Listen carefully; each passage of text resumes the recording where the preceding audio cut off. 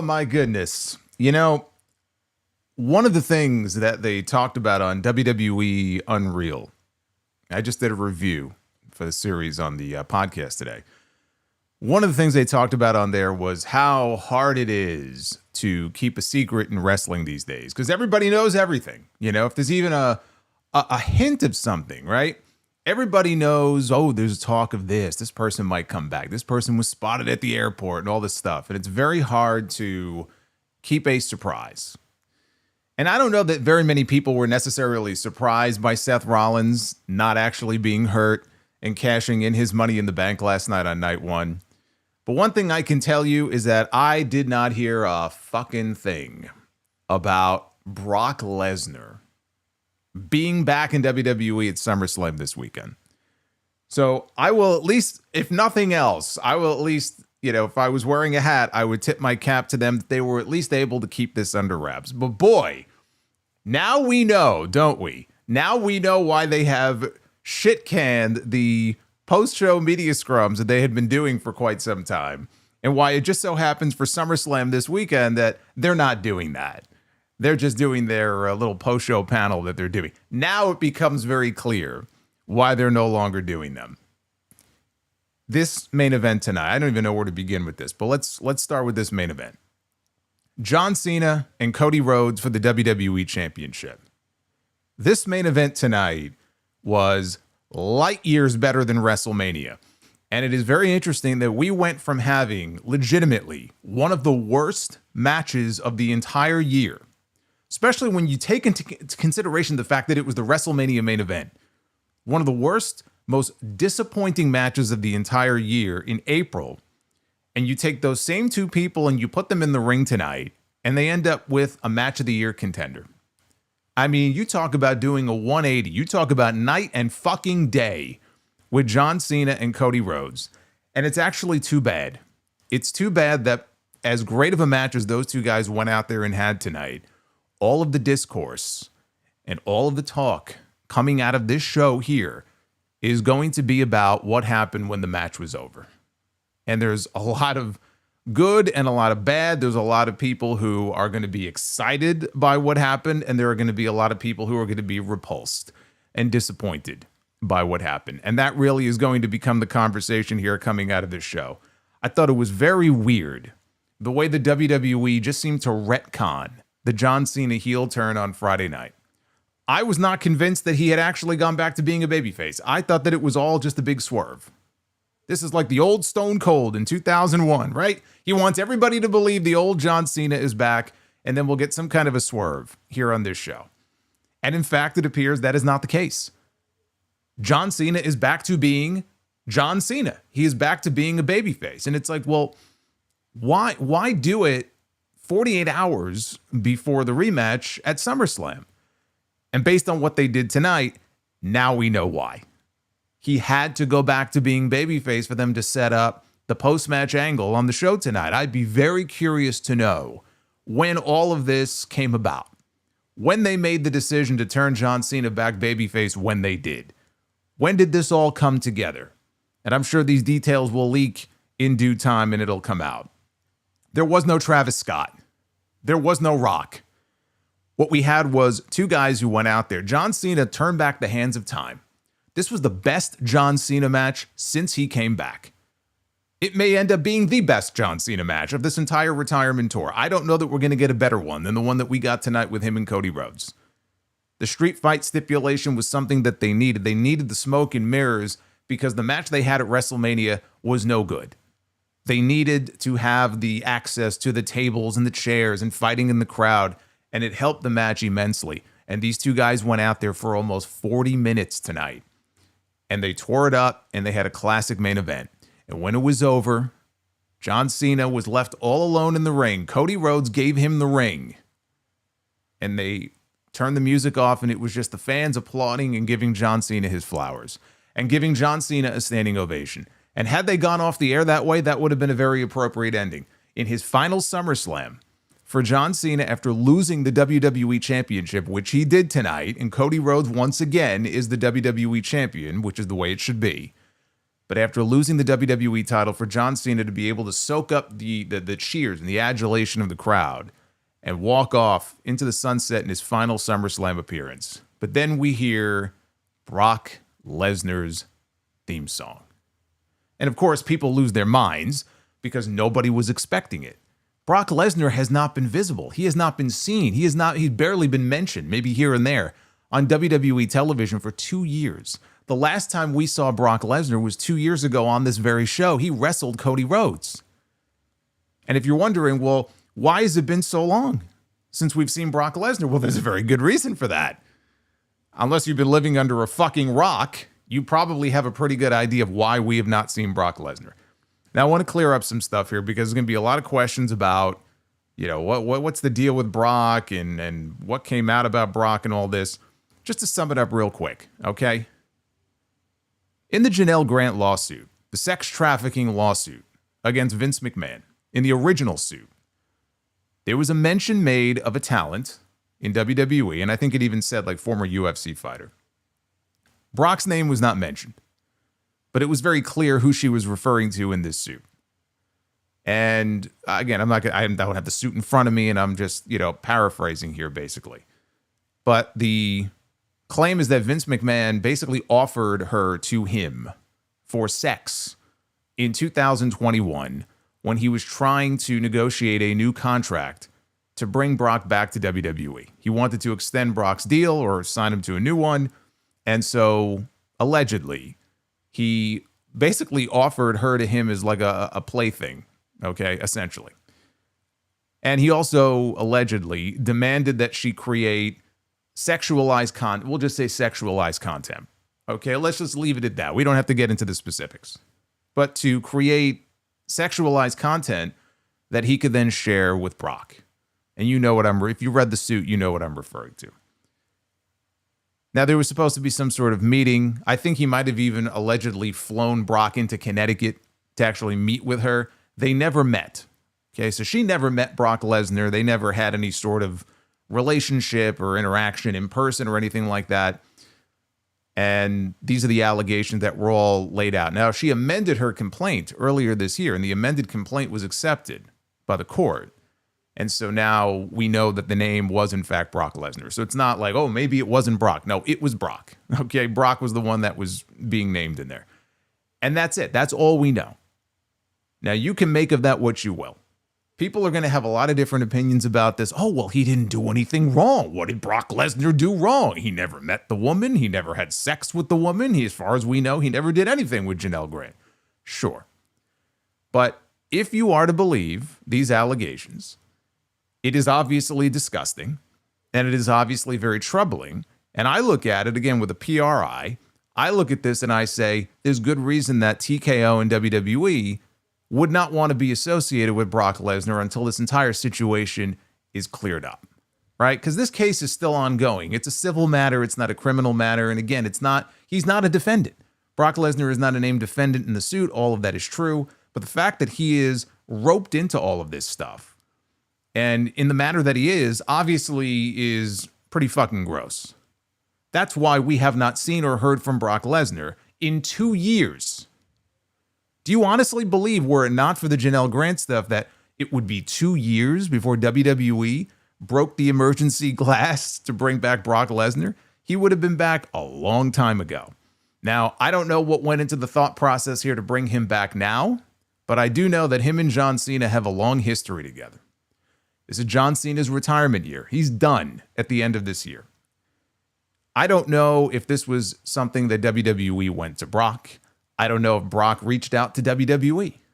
I don't know if John Cena floated the idea of, hey, let me work with Brock. I don't think that happened. John Cena is on record as saying that he doesn't lobby for anything. He's never lobbied for an opponent or for a match in his entire career. He basically shows up to work and does what he's told. So again, I would love to know the why now aspect of this story, because there's going to be a lot of people. This is going to be a very controversial thing. And if you're someone who is going to just kind of poo-poo it and say, oh, these people are just being soft and these people, he's not like, you have to understand the situation. It's a very disgusting situation, right? There are other people also who were either kind of named or alluded to in the suit. I think Michael Hayes was one of them, I believe. In the complaint, also there was sexualized content created for him. And he's all over this fucking WWE Unreal show. Okay? This is a company that is going to have to address these issues at some point because WWE is a named defendant in that suit. It's not just Vince McMahon, it's Vince McMahon and WWE. And there are people who work for or have worked for WWE who are also roped into that whole thing. They have made the choice that, you know what? It's just allegations. We want to work with Brock. We want to be in the Brock Lesnar business. And there's more in it for us to bring him back than to not do business with him at all. Right? It's not like they were in jeopardy of losing Brock to AEW or somebody else. Brock's been sitting on his fucking ranch. He's been milking cows. He's been slaughtering animals and doing whatever he does. Twiddling his thumbs. He's got more money than he'll ever be able to spend in his entire life. But they made the decision that, you know what? Before John Cena is done, we want one more match between Brock Lesnar and John Cena. Their history goes back many, many years. Their history goes all the way back to 2003. That was the first time they wrestled in a pay-per-view match in WWE. And it was very eerie the way they did his return tonight because Brock comes out as a surprise. And I was there in Miami the night that Brock Lesnar came back to WWE in 2012. It was the Raw after WrestleMania, okay? That first Rock Cena match. And at the very end of the show, Brock came out. And he circled the ring like a shark, just like he did tonight. John Cena standing in the middle of the ring, shocked. Brock Lesnar slowly walking around the ring. Slowly getting into the ring. He gets into the ring, and tonight, as he did in 2012, he picks up John Cena and delivers an F5. One F5, he leaves him laying in the ring, they hit his music, and he leaves. And that is how SummerSlam went off the air tonight. Leading one to believe that we are about to get one last match, possibly in Paris at the end of this month, between Brock Lesnar and John Cena. I don't know too many people who have been clamoring for the return of Brock Lesnar. If Brock Lesnar's last WWE appearance was putting over Cody Rhodes, who was the heir apparent, right? Cody was on his way to beating Roman Reigns at WrestleMania last year. If the last Brock Lesnar appearance was him putting over Cody Rhodes at SummerSlam 2 years ago, that would have been a fine way for him to ride off into the sunset. He's done everything there is to do. He's won every championship. He's wrestled all the top names, right? A lot of his matches don't go very long. But if that was his last appearance, okay, great, right? At least they got something out of it. Now he's back. Is he back full time? Is he back just to wrestle with John Cena? Are we going to see him on television, on a regular basis? Are we going to see him, once every 3 months? We don't know. A lot of questions about this. But there will be a lot of discussion about this and a lot of people very upset about WWE bringing him back and doing business with Brock Lesnar. And I just think it's important for people to understand why. And I don't fault those people for feeling that way. They have every right to feel that way. There's a lot of very icky, very disgusting aspects to this story. And WWE can cancel all their press scrums and they can go hide under a fucking rock if that's what they want to do. These are questions that are going to have to be answered at some point. Triple H is going to be out there doing interviews. He's going to be asked about this. And I would hope, okay, for his sake and for WWE's sake, that he is smart enough to huddle together with their team and come up with a real good answer, because the questions are going to come. And I just think back to when he was first answering questions about the Vince McMahon stuff and how fucking awful he was at answering questions about this. And I understand it puts him in a very difficult spot when people ask him about Vince because he's got that, personal relationship with him and he's his father-in-law and blah, blah, blah. I get that. But his answers when he would address this, even recently, I think he gave an answer just the other day. And I'm floored by how awful some of these answers are. So for his sake and for their sake, I hope they're prepared for these questions, because these questions are going to come. But they obviously feel like being in the Brock Lesnar business is worth it for WWE. The fans certainly cheered for him. They were happy as shit to see Brock Lesnar back on TV tonight. There is certain value that Brock brings to the product. Brock brings a certain authenticity that a lot of people do not have. And it's been 2 years, right? So we haven't seen him in a long time. If he's around, if he's going to stick around for a while, there's a lot of people beyond John Cena that we have never seen Brock Lesnar work with before, that he could step into the ring with. You know, Brock Lesnar getting into the ring with a fucking Braun Breaker or a Jacob Fatu or people like that, right? Could start fantasy booking all kinds of matches for Brock Lesnar. But right now, it's about Brock Lesnar and John Cena. And when that match takes place, I don't necessarily think he's going to be seen as retirement opponent in December. I think they're going to have to do something, you know, obviously a little before that. You know, but it is interesting to note, Fightful had a report about John Cena's schedule.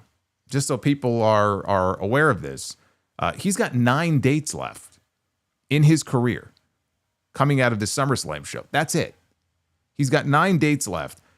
3 more SmackDown appearances this month. Remember, they have those overseas shows.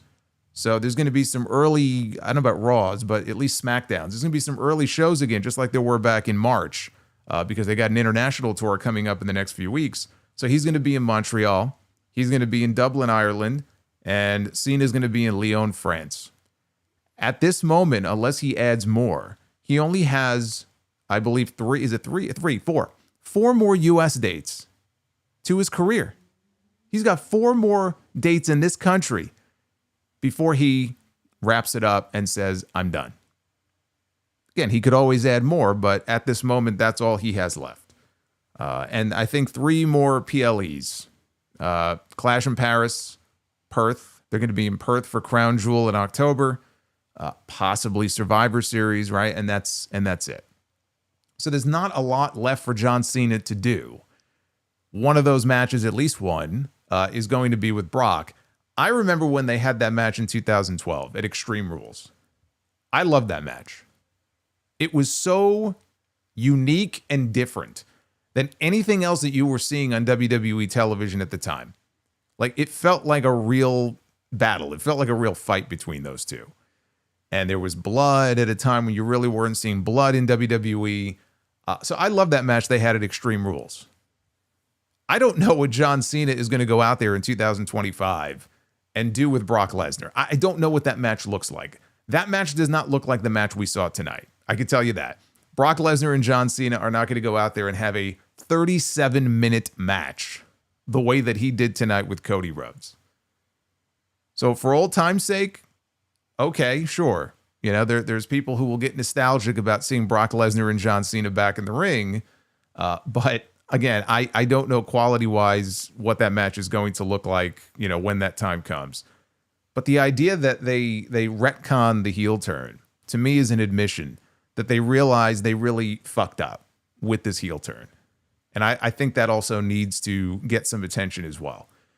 They effectively wasted months, like a good 4 to 5 months, of John Cena's final year with an idea that was a last-minute idea they came up with, and they were practically tripping over each other on who would take credit for it on that Unreal show, who came up with the idea for the John Cena heel turn, and they did it at WrestleMania, and there was a lot, or Elimination Chamber, and there was a lot of excitement for it. I was one of those people. I was like, man, this could be something really special. And unfortunately, that turned out not to be the case. Here we are now in August. At least they had enough sense to say this isn't working. We want to go in a different direction with this. But time will not be kind to WWE when it comes to looking back on this final year for John Cena and the decision to turn him heel and not have any real follow-up plan for it. I just think that's awful. For one of the biggest stars in the history of your company, and for all that he has given this company, he went along with it. I mean, he was obviously excited to try it. But the fact that they really just had no real grand plan for it. Of all people, you would think that he, like, knowing that you've got him for one final year, they would have a really good plan for it. And they didn't, I think, is shameful. But thankfully, it's over now. Because it just, for me anyway, it was not connecting. It was not working. So better to leave it in the past and not drag this out any longer. And so now we go on from here. That main event tonight was tremendous. It was also a very heel-heavy night.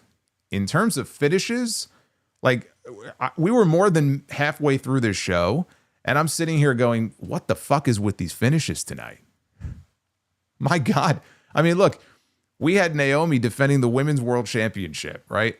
I had no expectation that Naomi, it was her first title defense. Like, I had no expectation she was actually losing the championship, right? So you knew coming in that Naomi was going to retain. And she did. And we had an unbelievable amount of just insanity in the tables, ladders, and chairs match. I don't know what the Wyatts are supposed to be. Would they count as heels? Would they count as baby faces? I guess they're kind of baby faces, but I don't even know what they're supposed to be. And so they retain their championships in the TLC match. We have Becky Lynch and Lyra Valkyria. Women's Intercontinental title. This seemed poised for Lyra to get that big win back over Becky and win that championship back, because she cannot challenge for it ever again so long as Becky is champion. And what happens? Becky Lynch retains. Still the Intercontinental champion. Solo Sikoa, still the United States champion. One of the most boring cage matches that I have seen in years.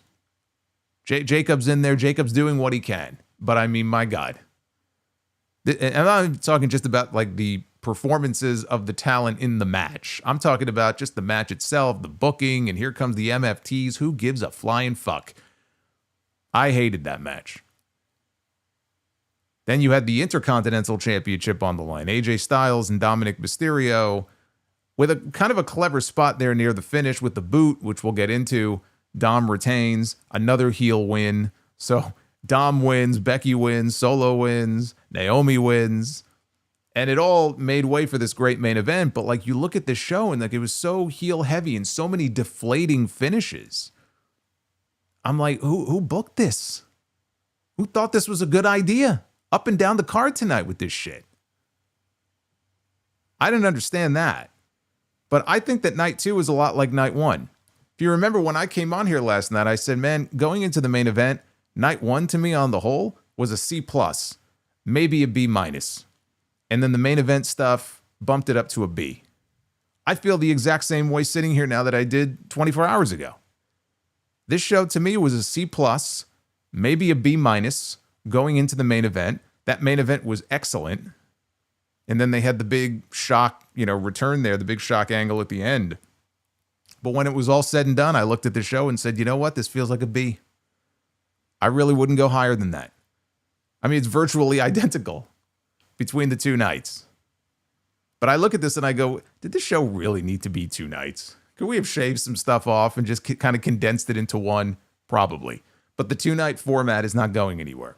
They're doing 2 nights again next year, and I promise you it will be 2 nights again the year after that, and the year after that, and the year after that. Because as they said, they had over 113,000 people that they put in MetLife Stadium between these 2 nights. They're not giving up that kind of business. They're not going to suddenly go back to one night and run a show in front of 50,000 people when they can double or more than double that number and make even more money off of that. So the 2-night format is not going anywhere. We're going to go through this entire show. We'll talk about the big return at the end and everything in between. This is your SummerSlam 2025 review, night number 2. It is Sunday, August 3rd, 2025. I am the Solomonster. Hit that subscribe button if you are new here. I know some of you are. Hit that like button as well. We're looking for minimum 400. Actually, you know what? Fuck that. We're looking for minimum 500 likes on this video. We have a little segment at the end called Be the Booker that we will do if we hit that goal. We have another goal going with the super chats in the chat. So if we hit that one, we'll do double Be the Booker. I'll double it.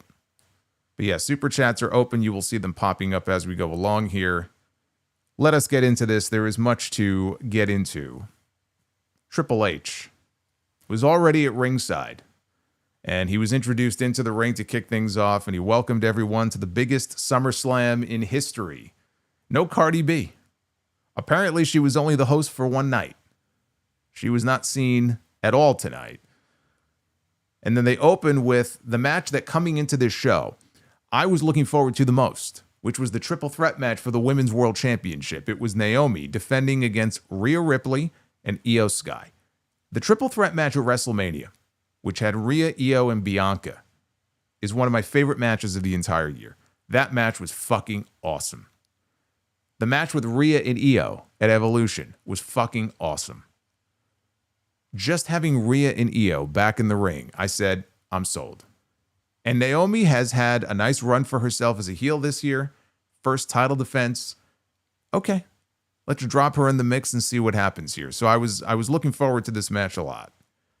Naomi was played to the ring. Oh, wait. She was played to the ring by the learning tree. Oh, we're 700? Fuck that tree. I didn't realize. Okay. You know what? We're going to up that goal. We're going to up that goal to a minimum 1,000 likes for Be the Booker. We need at least 1,000 likes for Be the Booker. I didn't realize we were already over 700. Naomi was played to the ring by her father. I had no idea that her father was a guitarist in a band. His name is Sean McRae. He was out there on stage. She came out. She was kind of jamming with him there for a little bit. Nice little father-daughter moment. So Naomi exited the ring as soon as the bell rang. She went to the floor. And Rhea is looking outside. Io's looking outside. They've got their eyes locked on her, right? Rhea goes outside and blocks her from going this way. Naomi tries to go the other way, and now Io is out there, and Io is blocking her path. So they get her in the ring, and they took turns punching her. Naomi did take control. She hit a top rope blockbuster on Rhea for a 2 count. Io got back into the ring. Naomi cleared her very quickly with a boot to the face. Ripley came back, got the better of Naomi, who got blasted by a springboard drop kick by Io. Ripley started applauding, and she joined in on Io's little bit where she pointed herself. Ripley and Io, they went at it. She got Io in an electric chair position, dropped her face first on the mat. Ripley set up for Riptide, but Io countered into a pin for a 2 count. Io caught Rhea with a poison Rana, and then Io covered. Naomi, though, returned to break up the pin. So there was a springboard moonsault on the outside by Io that wiped out both women. Back inside, she doled out the bullet train knees in the corner, Meteora to Rhea in one corner, Meteora to Naomi in the other. Io went to the ropes to set up for something. Rhea, I don't know what it was, but Rhea cut her off. Naomi attacked Rhea from behind and hit her split-legged moonsault. She had Rhea covered, but Io came flying off the top with her Genius of the Sky moonsault to break it up. But Naomi moved, and so she landed on Rhea instead. Naomi took out Io with a running knee strike, knocked her right out of the ring. Ripley, though, caught Naomi with Riptide. She had the title won. Io jumped back into the ring just in time to break up the cover. And I mean just in time to break up the cover. So it was back to Rhea and Io all alone in the ring. Io dumped Rhea to the apron and then came charging in. Ripley booted her out, or booted her down to the mat, I should say. So Rhea took out Naomi on the floor with a cannonball, right? Wipes out the champion. She climbs back up on the apron. Io, though, dove through the ropes, grabbed a hold of Rhea on the way down like she was going for a sunset bomb. Rhea held on, but then she let go. And then Io powerbombed Rhea on top of Naomi, who was laying on the ground. Rhea and Io, they ended up back inside and on the ropes. Rhea got Io in position for an avalanche riptide from the middle rope. She dropped her, and again, she had the title won. This was her match to lose, just like at Evolution, right? She got that visual pin, right? There was no referee. Naomi, at that moment, jumped back into the ring. She schoolboyed Rhea while holding on to Rhea's gear, her belt, whatever it was, for added leverage. And she pinned Rhea Ripley to retain the title. When this was over, my first thought was, well, it was not WrestleMania. And it was hard to not, you don't want to compare, but, again, it's hard not to. 2 of the 3 women in this match were in the triple threat match at WrestleMania. And here we are, yet another triple threat match for the women's world title. So it's hard not to have, certain expectations coming into this. This was not WrestleMania. It was still a fun match. It could not recapture the magic that those 3 women had back in April. That's not what this was. Or even the greatness of the match between Rhea and Io at Evolution. This was not as good as that match either. If I had to rate it, I would go a solid 3.5 out of 5 for this match. Here, unlike at WrestleMania, because Bianca, this was not the case with Bianca. With Naomi, because she was the lone heel in this match, what she was trying to do was actively trying to avoid these 2 women wherever she could, and she would sneak in at the most, opportune moment. So the psychology here was a little bit different. And also the fact that Rhea Ripley had this match won more than once. And yet again, had the championship potentially taken away from her. And that was a story they were trying to get over on commentary as well. So now we know that Naomi is defending that title against Stephanie Vicaire at Clash in Paris at the end of this month. No surprise there. I mean, again, we had to know this. Like, nobody reasonably would have expected Naomi to lose the championship in her first defense. Why would she? So, I mean, that she's going on to wrestle Stephanie is not really much of a surprise. What I'm wondering is, what is the next direction here for Rhea Ripley? Now, they have that show coming up in October in Perth. You would think that Rhea is going to be going for the championship in Perth. Why wouldn't she? Well, Perth is still 2 months away. So, what does she do in the meantime? And how do they get there? Are they doing the same thing they did at the last Crown Jewel in Saudi when they did champion against champion? Because if they do that, Rhea wouldn't be getting a title match on that show. The Raw after the Crown Jewel show is also in Perth, right? The Perth show is on October 11th. They have Raw in Perth, Australia on October 13th. Maybe Rhea Ripley gets a championship match on Raw and not at Crown Jewel. So that has to be the destination for her. What she does in the meantime, I don't know. I'm a little more worried about Io Sky. Rhea Ripley is going to be just fine. Like, Rhea Ripley will always be in the mix because Rhea Ripley is one of the most popular stars they have on their roster. I'm worried that Io Sky is going to sort of fall between the cracks and just end up in the mid-card somewhere, not doing anything particularly special.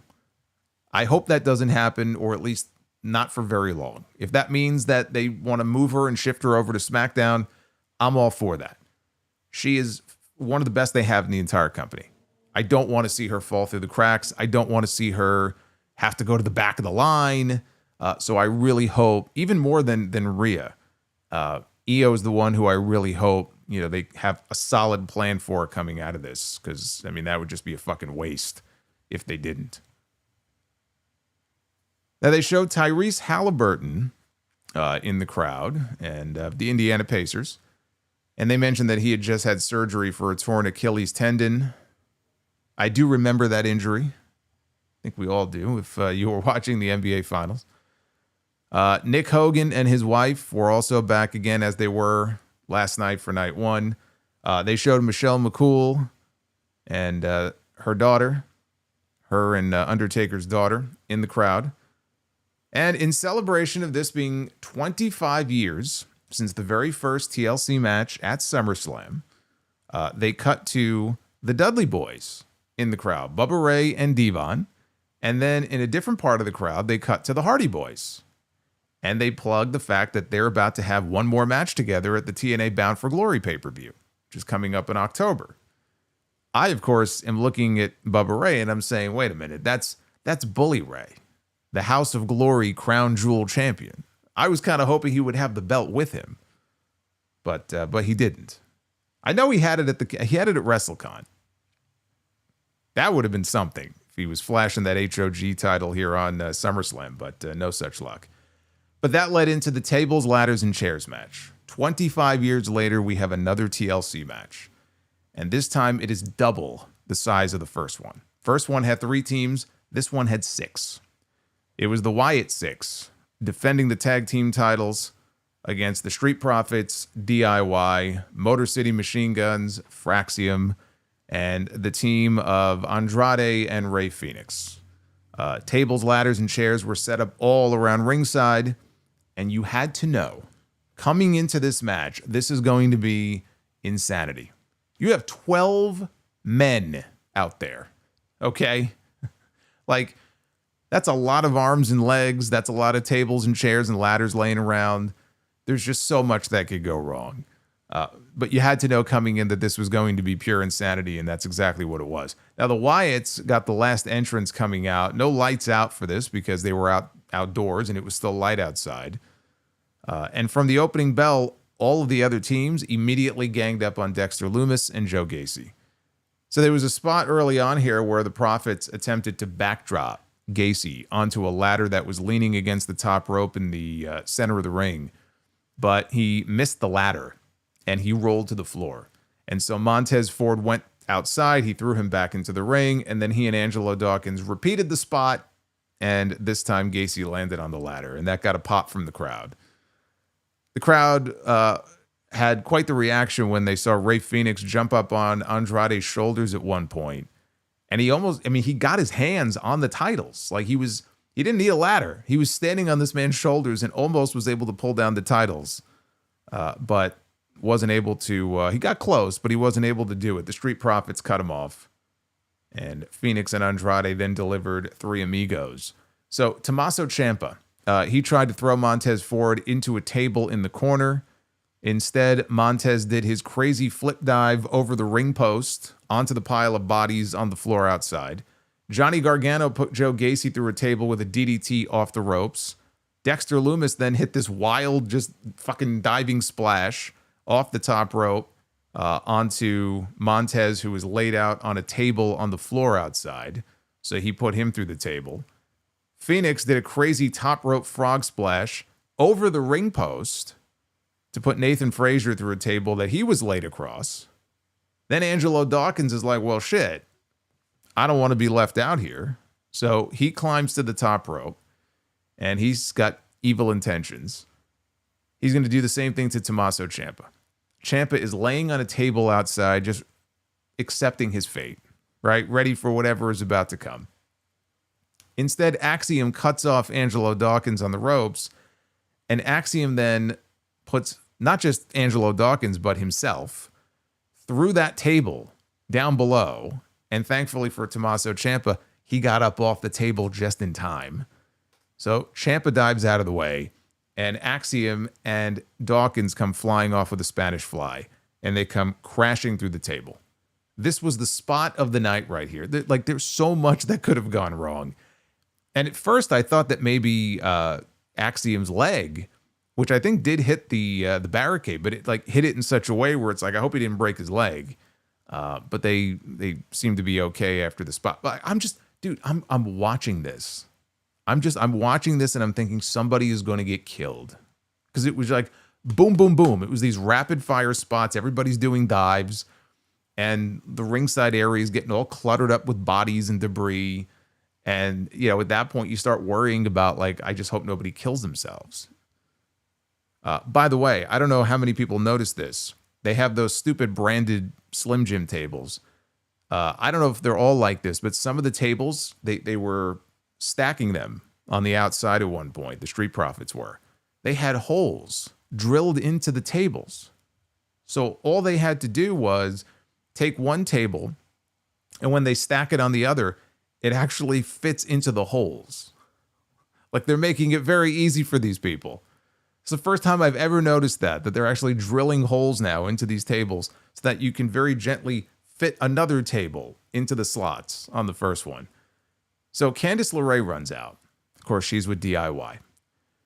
And she tries to climb the ladder, but so too does B-Fab, who's with the Street Profits. She's like, I don't think so. So she runs down. She pulls Candice off.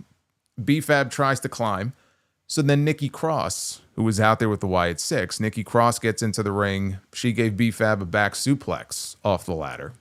Candice then went back to the ladder. She's bound and determined to climb this thing. And Johnny Gargano is holding it steady for her.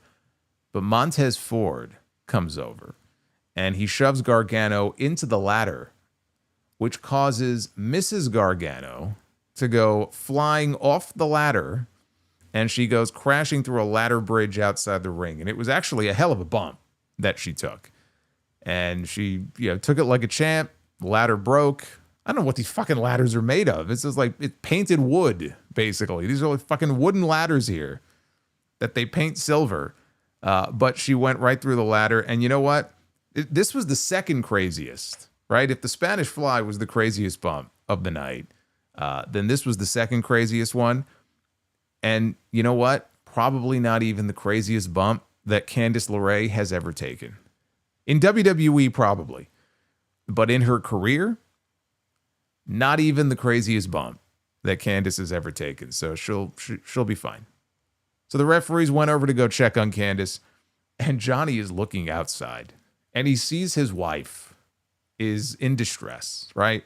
He doesn't even know if his wife is barely alive out there.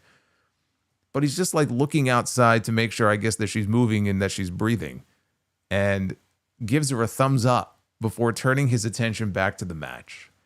He opted to continue the match without even going outside to check on his wife. He chose the titles over his own wife. Eric Rowan, who was not a legal competitor in this match, but I mean, I guess it doesn't matter. None of these fucking people are. Candice is not. BFAB is not. But there's no rules, right? So anybody could get involved here. He gets into the ring and attacks the Street Profits, but then they fight him off with chairs. They put him through a table that was propped up in the corner with a shoulder tackle. Ciampa climbed the ladder and grabbed the harness. They have that harness that the titles hang from, whatever it's called, that golden piece that the title belts hang from. And so he grabbed a hold of it. Motor City Machine Guns, though, they get underneath the ladder and they pull the ladder away slowly. So now Ciampa is hanging from the cable, right? He's just dangling there in the air. And Nathan Frazier climbs up on the ladder, which has now been moved away. But he climbs up on the ladder and he is getting ready to do a spear off the ladder. He's doing the Edge and Jeff Hardy spot from WrestleMania X7, or at least that was his intent. Ciampa, though, managed to use his legs to somehow pull himself up on the cable. So now he was hanging upside down, and Frazier missed him, and he crashed and burned. And I'm looking at Tommaso Ciampa. Now I'm afraid of heights. I'm looking at Tommaso Ciampa, and so is Devon, by the way. I always get a kick out of it when Devon Dudley talks about all the TLC matches he was in. And he's still to this day like deathly afraid of heights. But I'm watching Tommaso Ciampa, just hanging there like that. I'd probably pass out if that were me. But to hang up there like that, upside down, like when he got his legs up there, and he's basically hanging upside down, like I would shit myself. And the problem is, if I'm hanging upside down, like I would shit myself, and it would come right back down on top of me, like. I feel like it would be a really bad situation if that were me hanging from that cable. I'm just saying.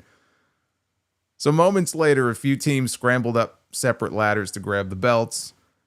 In comes Uncle Howdy, and he knocks everybody down, and that includes pushing the ladder over that had DIY on it. And there goes Johnny Gargano and Tommaso Ciampa, and they go flying out of the ring and through the stacked Slim Jim tables outside. So that was the end of DIY. We did not see them again. Uncle Howdy, Bo Dallas, whatever. Michael Cole called him by both names. Also not a legal competitor in this match. He's climbing the ladder. Nathan Frazier races up the ladder. Uncle Howdy applies the mandible claw. And he lets Frazier fall off to his doom. Here comes Andrade. He does a sunset bomb that sends Uncle Howdy backwards, crashing onto a ladder bridge. And so that's the end of Uncle Howdy. He rolls out to the floor. Eventually, Dexter Lumis and Joe Gacy hit their double team finish on Phoenix. And Lumis, he kind of stood guard while Joe Gacy climbed the ladder and he pulled the titles down. And you could hear fans audibly booing and groaning. It wasn't like the entire stadium, but enough of them that you could pick up on it. Like they were disappointed. They were hoping somebody else was going to win this match and we would have a title change. But, once he actually pulled the titles down, people gave polite applause and they cheered. So they ended up getting a nice reaction. This was pure insanity. This was pure insanity from start to finish. They worked this match like 12 men who, in most cases, were left off the WrestleMania card this year. That's why they had to do a TLC match on TV. I think the following week, I think it was, right, that Friday. That's why. Because they had no room for them on the WrestleMania card. Well, now they're on SummerSlam in a stadium with 60,000 people. And their only goal now is to go out there and steal the show. And that's what it felt like. They were out there to do all these crazy dives and spots and really try to steal the show. There's not a lot of psychology to be found, in a match like this, especially when you have 6 teams. If you have 2 teams or even 3 teams, it's a little bit easier. But when you have that many bodies out there, again, there's really not much in the way of story that you could tell. There's not a lot of selling that you can do. You're out there to do spots. A match like this is designed to be a spot fest. So if you're a fan of those types of matches, the spot fest matches, the big multi-person ladder matches, then this is right up your alley. And as those types of matches go, I thought this was an excellent one. But that you kind of know going into this that's what you're going to get. I'm glad they all got a chance to be on the show. They deserved it. The SmackDown Tag Team division has been killing it now for months, and they were overdue for a big PLE match. Like at some point, you have to put them on a major show. So I'm glad they were able to get almost every team. I mean, I think the only two teams that were missing were Los Garza, who were on SmackDown Friday, and Pretty Deadly, and I think Elton Prince is out hurt. Everybody else was accounted for in this match. But it was just one crazy, dangerous spot after another. They pulled it off, hopefully with minimal bumps and bruises and no injuries. I could just see them all. I want the scene on the next season of Unreal where they walk back through the curtain into the gorilla position and they're just like, there's like a big dish sitting there and it's like painkillers for everyone. And they just like one by one, they grab a fucking fistful as they walk back through the curtain. I don't know how you get through a match like this without taking something when you're done. Good Lord. Thank you, by the way, for all of you hanging out with me here on a Saturday night, or a Saturday. I don't even know what fucking day of the week it is. There's been so many shows. That was last night. Sunday night. Hanging out with me on a Sunday night for SummerSlam. As we get into this next match here, which was for the Women's Intercontinental Championship. It was Becky Lynch defending against Lyra Valkyria. This was no countout, no disqualification. Becky Lynch has a new theme song. I told you guys about this earlier today on Sound Off episode 923. She has been teasing it on social media. There's been talk that she was getting a brand new song. It is by the pop punk band called The Wonder Years. Also a fine television show back in the day. So she debuted her new music tonight, and from what I could hear of it, it sounds pretty badass. I'm waiting for the Spotify drop so that I can listen to it, in proper form. Anything not Def Rebel is okay with me. So it gets a thumbs up from me. Now, Becky grabbed the kendo stick, and this was right at the beginning of the match. And she was shocked to see Lyra pull up with a crowbar. So Valkyria smashed the kendo stick out of Becky's hand and tried to kill her with the crowbar, and Becky avoided it, and then she yelled at Lyra for trying to murder her with the crowbar. So after this, there was a funny spot where Valkyria tried tossing Becky into the barricade and instead shoved her into a unsuspecting cameraman who was not expecting this to happen. And the cameraman acted like nothing happened and just walked to the other side of the barricade. So Valkyria set up a table, and the crowd didn't even give a shit because we had just seen a bunch of tables in the match prior. Now, I'll get into this in my post-match comments here, but nobody really cared. So Becky grabbed her from behind by wrapping a chain around Lyra's mouth. Becky shoved her into the steel steps and then attacked her repeatedly with a kendo stick. The crowd sounded very bored by all of this. Becky used the kendo stick like a golf club, a little nod to her role in Happy Gilmore 2. She continued the beatdown. She used a steel chair. She used a toolbox. Becky then zip-tied Lyra's hands together and attacked her with a wrench. This all sounds so ridiculous. This is the antithesis of what I loved about all of the matches that these two women had previously.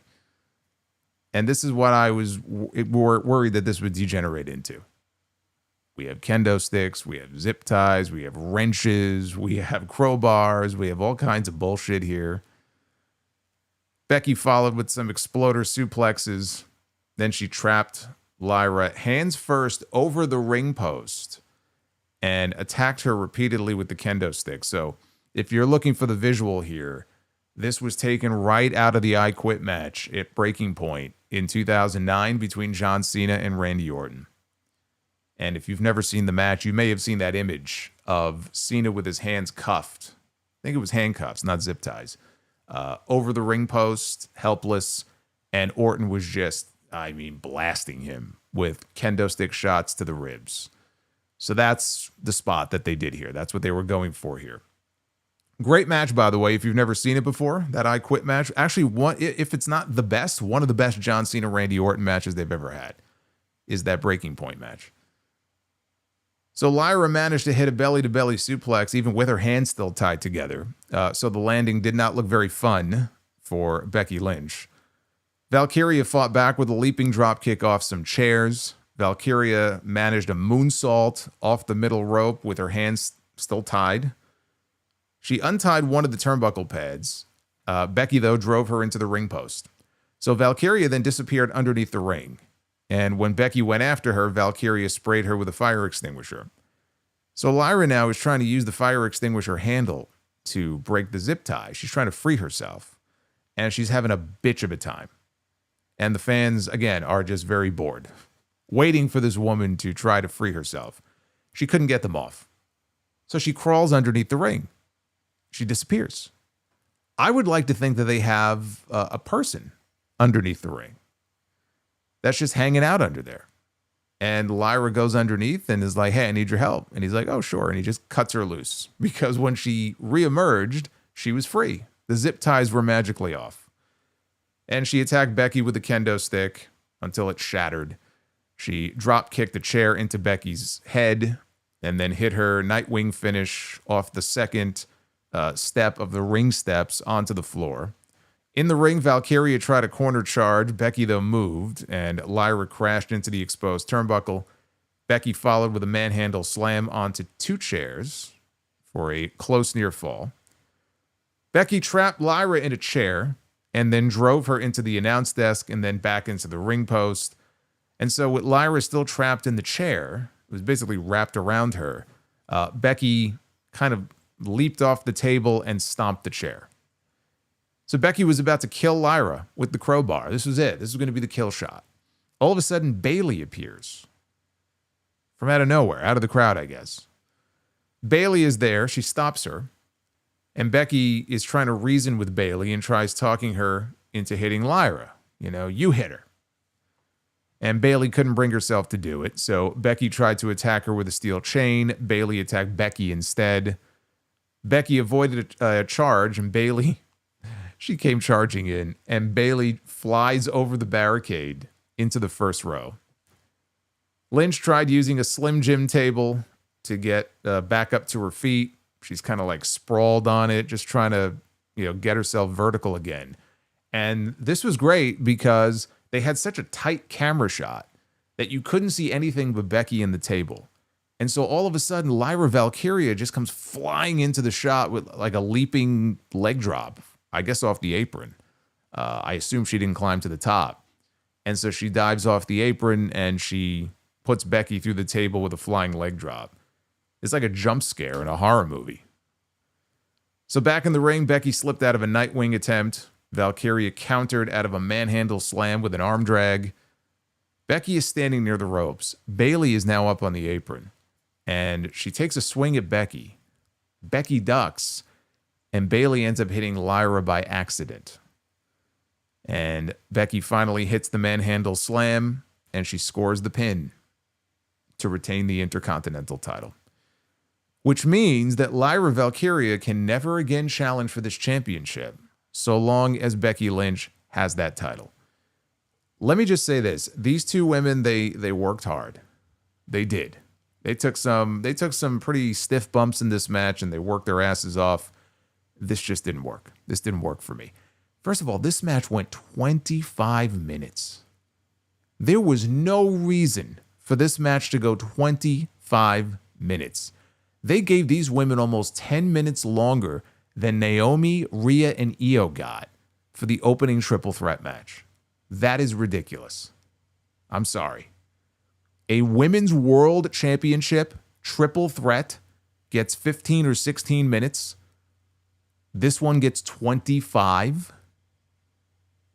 So that was mistake number one. The other mistake they made here was this came right after the TLC match. Now, it was almost unavoidable because this was the night of gimmick matches. You had a street fight in the main event. This was basically a fucking street fight. No DQ, no countout. What would you call it? Now that you've watched this match, how is this not a street fight? They basically had 2 street fights. They had a cage match. They had a TLC match. The triple threat technically is no DQ. The only straight singles match of the entire card tonight was AJ Styles and Dominik Mysterio. Every other match had some sort of gimmick or stipulation. Weapons galore tonight. So I don't know that there really was a good place on the card for this match, but to put this right after the TLC match, when we saw how many tables broken in that match, how many weapons were used, chairs in that match, and then you come and you do this, and it's not nearly as exciting, right, as the car crash we all just saw in the previous match. So putting this on after the TLC match, that was another mistake. But they did too much. They were trying to do all these different things, and I get the logic behind them wanting to do the zip tie stuff with Lyra, right? They wanted her to work from underneath and make the heroic comeback and, put sympathy on Lyra Valkyria for being handicapped and having to work without the use of her hands and all that. It didn't work. It didn't work in the way that they intended. My issue with this, the biggest one, is I loved every match that these 2 women had coming into the show. Going back to their NXT match 2 years ago, they always have excellent matches. The match they had at Money in the Bank was even better than the one they had at Backlash. Now you put them in the ring and you give it basically the street fight stipulation, and it's like every other fucking Extreme Rules match that we get in WWE. We got to use kendo sticks. We got to use wrenches. We got to use crowbars. We got to use zip ties. How can we use this? How can we do that? They got away from what makes this feud work. They got away from the chemistry that these 2 women have because they're really good wrestlers. And they go out there and they've had really good wrestling matches. And that's not what tonight was about. Tonight was about everything but the wrestling. So it's no surprise to me, having seen this, that I would rank this dead last of all the matches these 2 have had. I just did not like this match as much as I liked all their previous matches, and it's too bad because they work really well together. But I just could not get into this. I thought that Bayley was going to go heel. Instead, they did the accidental spot where she hit Lyra by accident. So that continues the issues now with Bayley and Lyra. I guess that's what Lyra will be doing since she can't challenge for the championship anymore. What else is she going to do? She's going to feud with Bayley now some more. I'm surprised Becky won. I really thought this was going to be the payoff where Lyra gets that win back, wins the championship back, and maybe they even move Becky. I still feel that way. I still feel SmackDown could really use Becky Lynch. Maybe they move somebody else. Maybe they move Rhea. Maybe they move Io. Maybe they call up a Jordan Grace to SmackDown, because SmackDown really could use someone right now, someone more in that division. But yeah, I wish I could tell you that, man, this was as great as their other matches, but I'd be a fucking liar. This went way too long, and it was in the exact wrong spot on this show. They did these women no favors. And then from this, to prove my point, we went into a fucking cage match immediately after this. First, though, they showed Jelly Roll in the crowd. They showed Metro Boomin, who was wearing over his shoulder an old school WCW United States Championship replica. My man. I always liked that title. I like that title a lot. And they showed Giants quarterback Russell Wilson with his kid in the crowd. And then it was time for the steel cage match. Wooing! And a side of wooings. You can't have a cage match without some wooings. The steel cage match. This was the 5th cage match in SummerSlam history. And if you can believe it, the first steel cage match in 24 years. That's how far back you'd have to go for just a traditional steel cage match.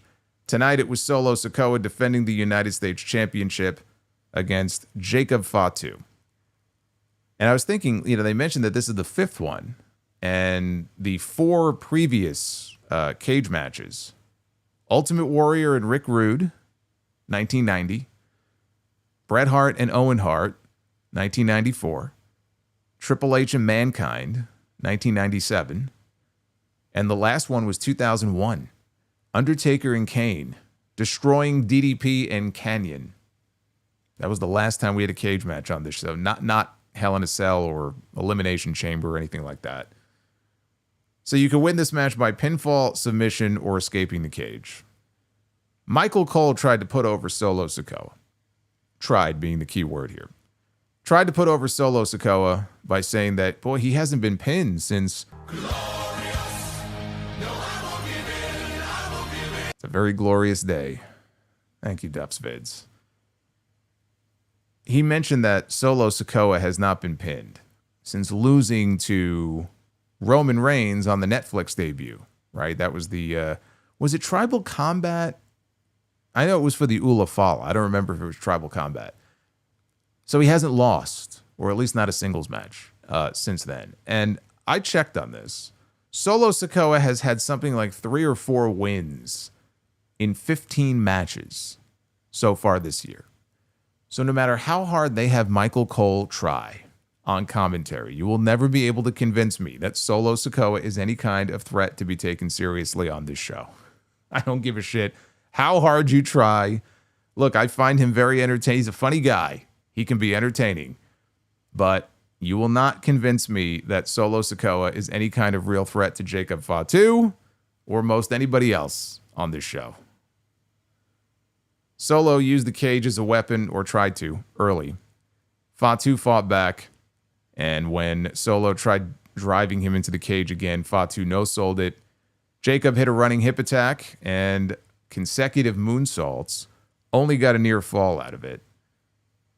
And it didn't take long for the MFTs to make their way out. There really is nothing else to describe that these two did in this match that was of any real note before Solo's crew meandered their way down to the ring. We had JC Mateo, we had the great Tonga Loa, and we had Tala Tonga. They make their way out. And they're surrounding the ring. Now we hear Jimmy Uso's music.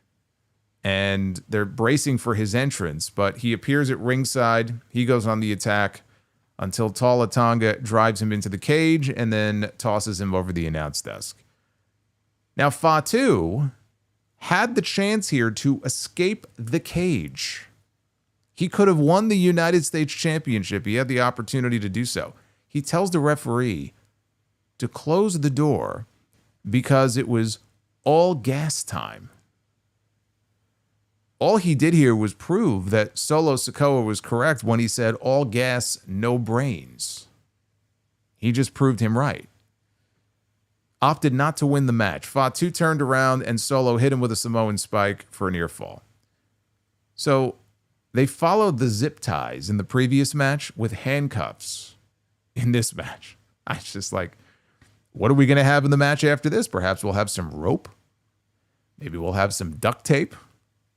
What else? What else can we tie up people with? So they introduce handcuffs into the match. Tala Tonga handcuffs Jacob Fatu to the top part of the cage. JC Mateo opens the door, and it looks like Solo Sikoa is going to crawl out of the cage. Fatu manages to break free from the handcuffs. They showed a replay of it. I still don't even know what he did. He just basically went like this. And that was it. The shittiest handcuffs ever made. And he jumps down, and he stops Solo from escaping the cage. So Fatu smashes the door into JC Mateo, but Tala Tonga smashes the door into Fatu's head, and Solo Sikoa then slips out the door, and he very casually falls to the ground and wins. That's how he wins the cage match. Wasn't that basically the outcome of the cage match between Punk and Rollins at Madison Square Garden a few months ago? Roman Reigns came out, right? He came back and he pulled Rollins out to the floor. Like, what is with these cage match finishes? I mean, at least there you had the return of Roman Reigns and people went nuts for it. This was fucking awful. So he pulls him to the floor and he retains the U.S. Championship. After the match is over and after Solo and Tala Tonga made their way up the ramp, Jimmy super kicked JC Mateo and he threw him inside the cage with Fatu and Tonga Loa. And Fatu looks up, and I told you this was coming, right? And when I did the preview and predictions, I said, You know that Jacob Fatu is going to go to the top of the cage. This was the entire reason for doing this. He's going to go to the top of the cage, and he's going to do his mighty moonsault. The match is over, but he looks up, and sure enough, he scales the cage, and he hits a moonsault off the top of the cage onto both men. And to be more accurate, poor Tongaloa. Tongaloa took like 95% of this. He got destroyed on the landing, and he looked like he was out of it as he was laying on the mat. Yeah, I hated this. It doesn't get any lazier than the finish they gave you here. Just the way they did it and everything, and all the interference. Literally the only reason that they broke out the cage for this was so that Jacob could do the spot off the top. And it wasn't even during the match. It was when the match was over. You had the MFTs, you had all the interference. Like there was literally no other point to this stupid match. Like I'm so over it with all the interference and bullshit in these cage matches. And as cage matches go, my other issue with this, it was just a boring, terrible match. Jacob, I love Jacob. Jacob is great. Jacob did what he could. The way this match was laid out and what they did here and with all the interference, it just made for an awful match. The MFTs are such a laughably bad faction that if it wasn't so boring, it might be funny. But it's really no laughing matter. Like it's bad. It's really bad. I don't really have anything else to say about this. I think all of this is just so played out, and I hope that sooner rather than later, Jacob can be moved into something completely different and not related to the bloodline. Like, I'm just over all of these people, whether it's Jimmy or Solo or Jacob, and it all kind of revolves around the bloodline. It all revolves around the family, right? They've milked that cow so much over the last 5 years. There's a whole universe out there, right? There's a whole WWE universe that these guys could kind of branch out in. And Jacob in particular, I await the day that he can move on to something else. It's not that he's doing anything to help lift this up. It's that him being involved in this, the longer this goes, it's dragging him down. I hope that changes very soon. Whether he doesn't have to win the U.S. title. You know what? Let Solo have it. There's bigger things in Jacob's future than the U.S. title.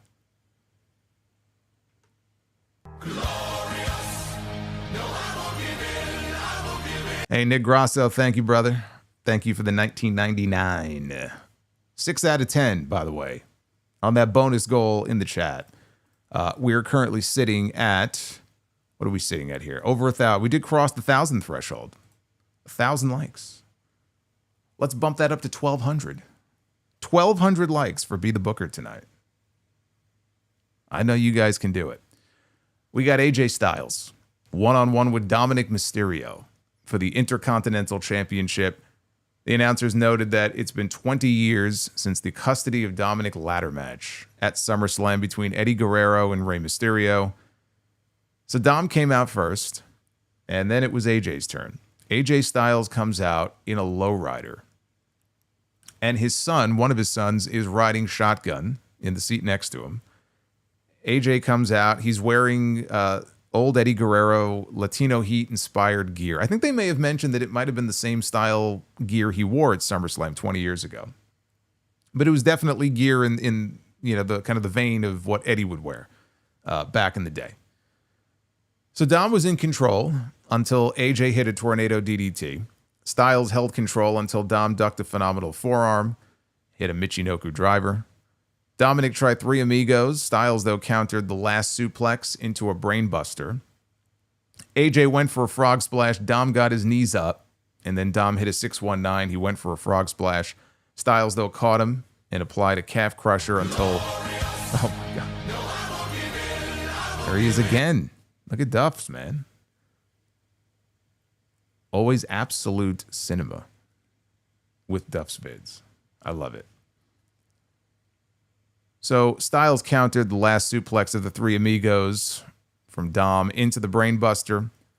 Styles went for a frog splash. Dom got the knees up.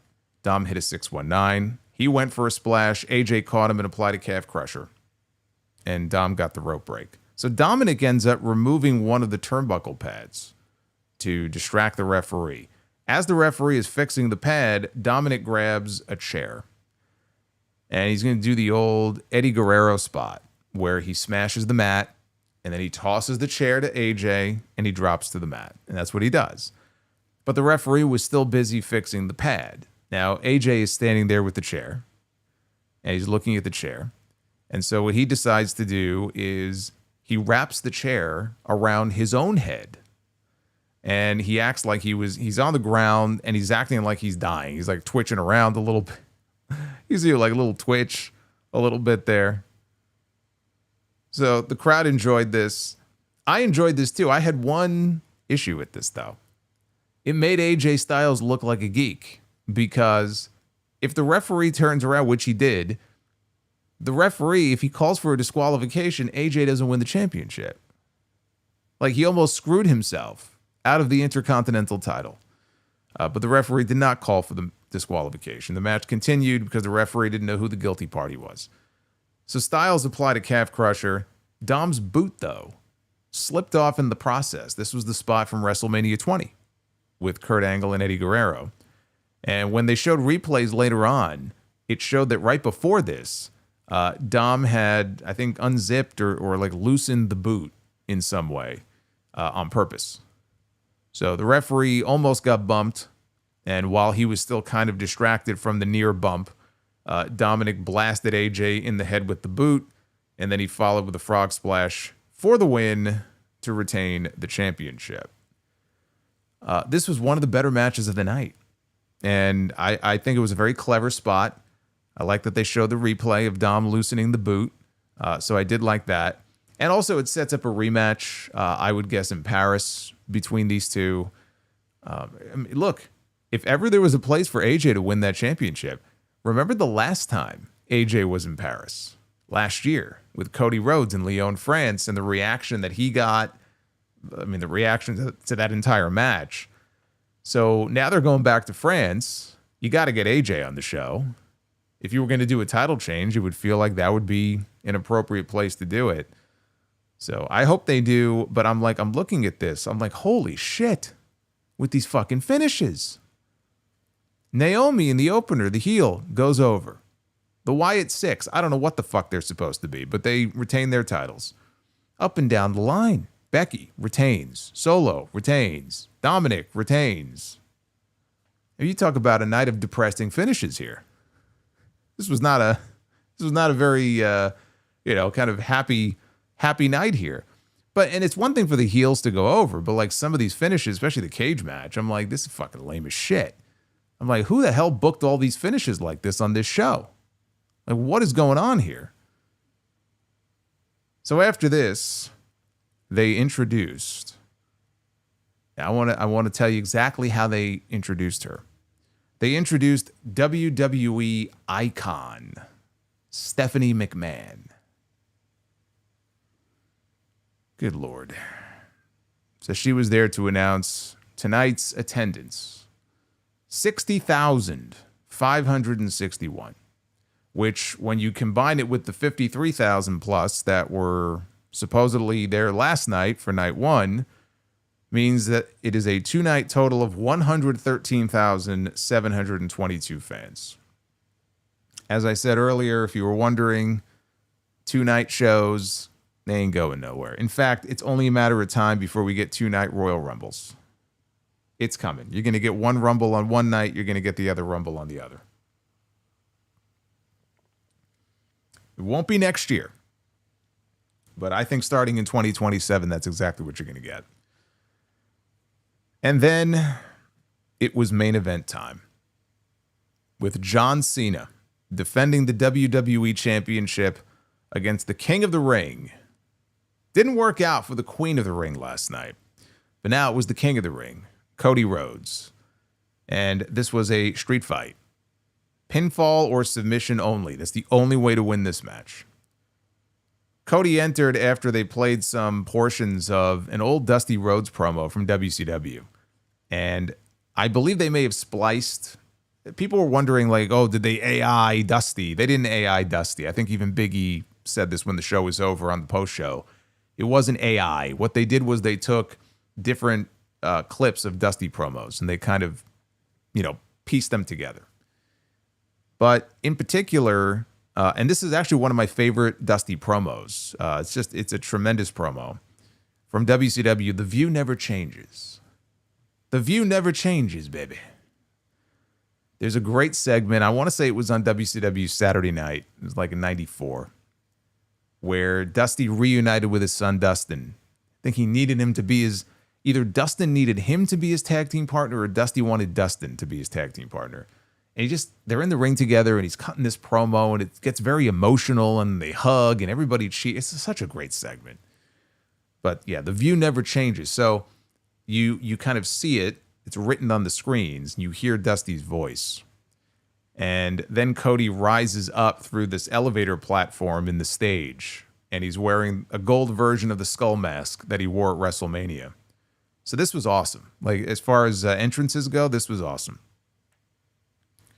So John Cena entered next. Now, remember what happened on Friday, right? Cena said, I want to thank you for waking my ass up and realizing the error of my ways. And basically, the old John Cena is back. And so you would think that we would get the old John Cena entrance here. At first, the screens were all black, and it had the very basic white lettering that just said John Cena.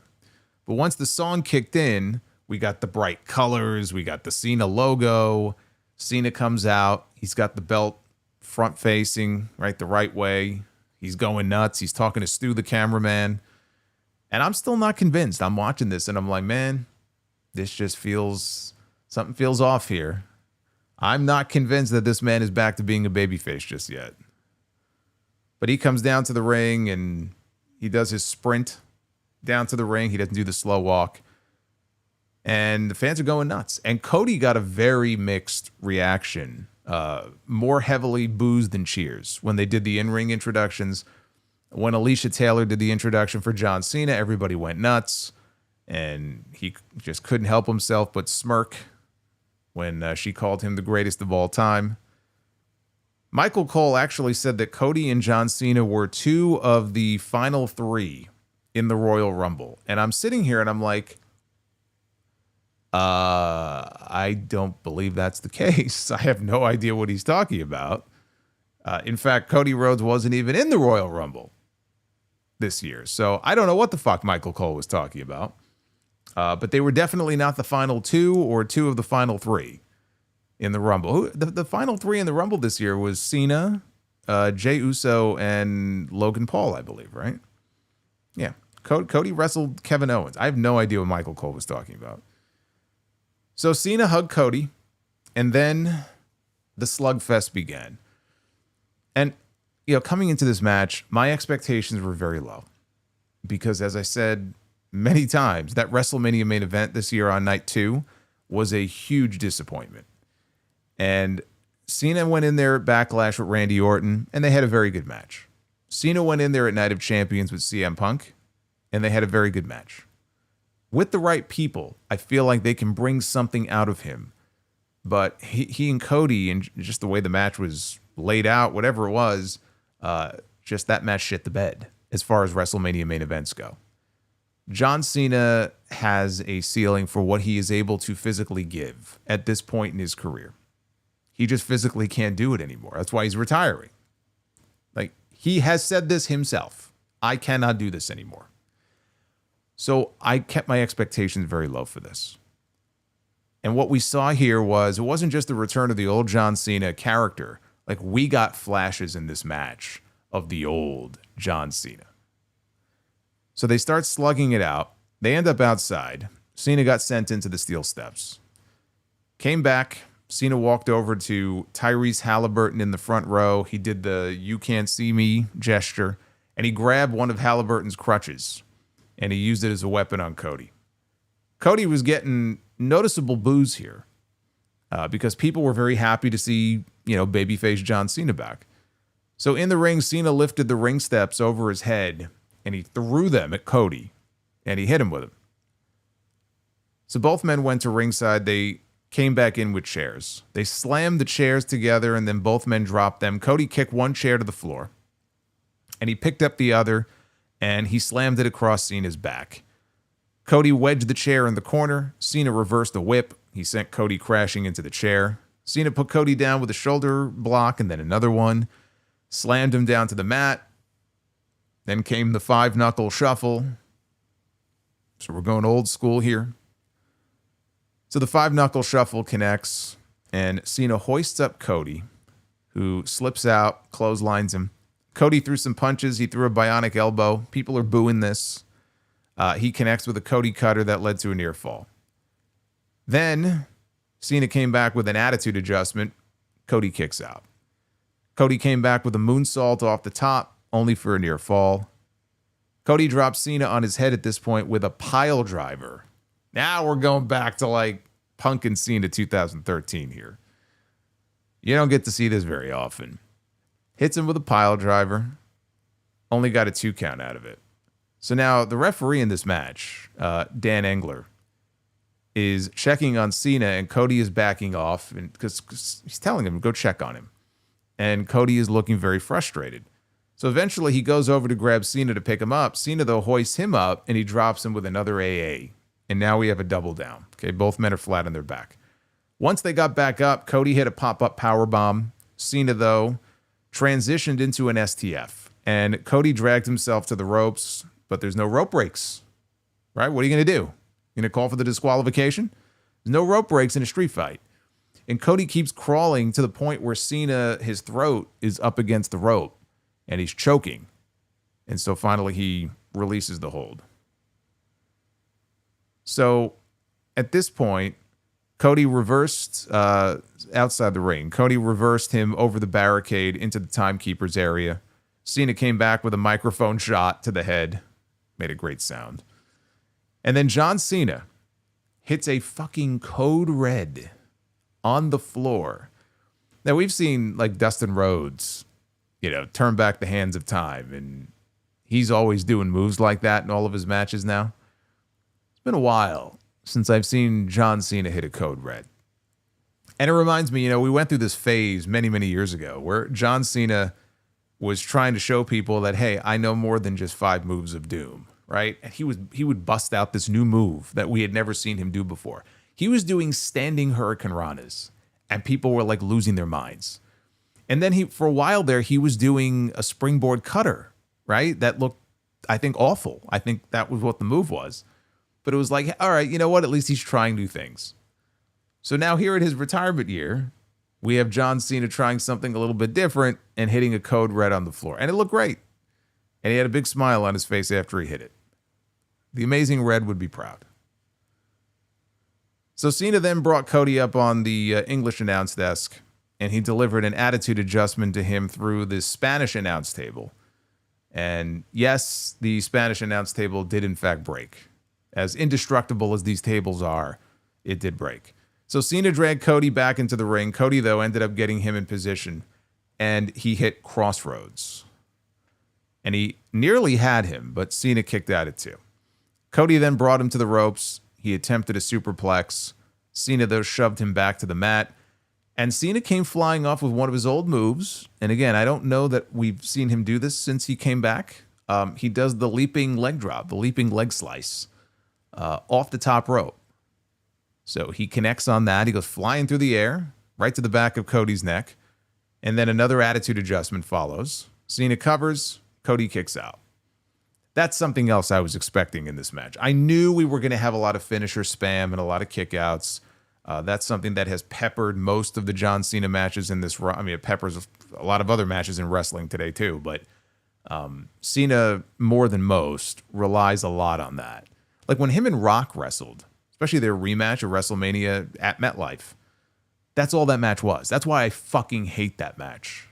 That match degenerated into nothing but attitude adjustment, rock bottom, attitude adjustment, like over and over and over, where it's like, this is like, what is this? So you do tend to see a lot of that in the Cena matches, but it worked here. again, people genuinely wanted to see Cena win because they were happy to see him back as a babyface.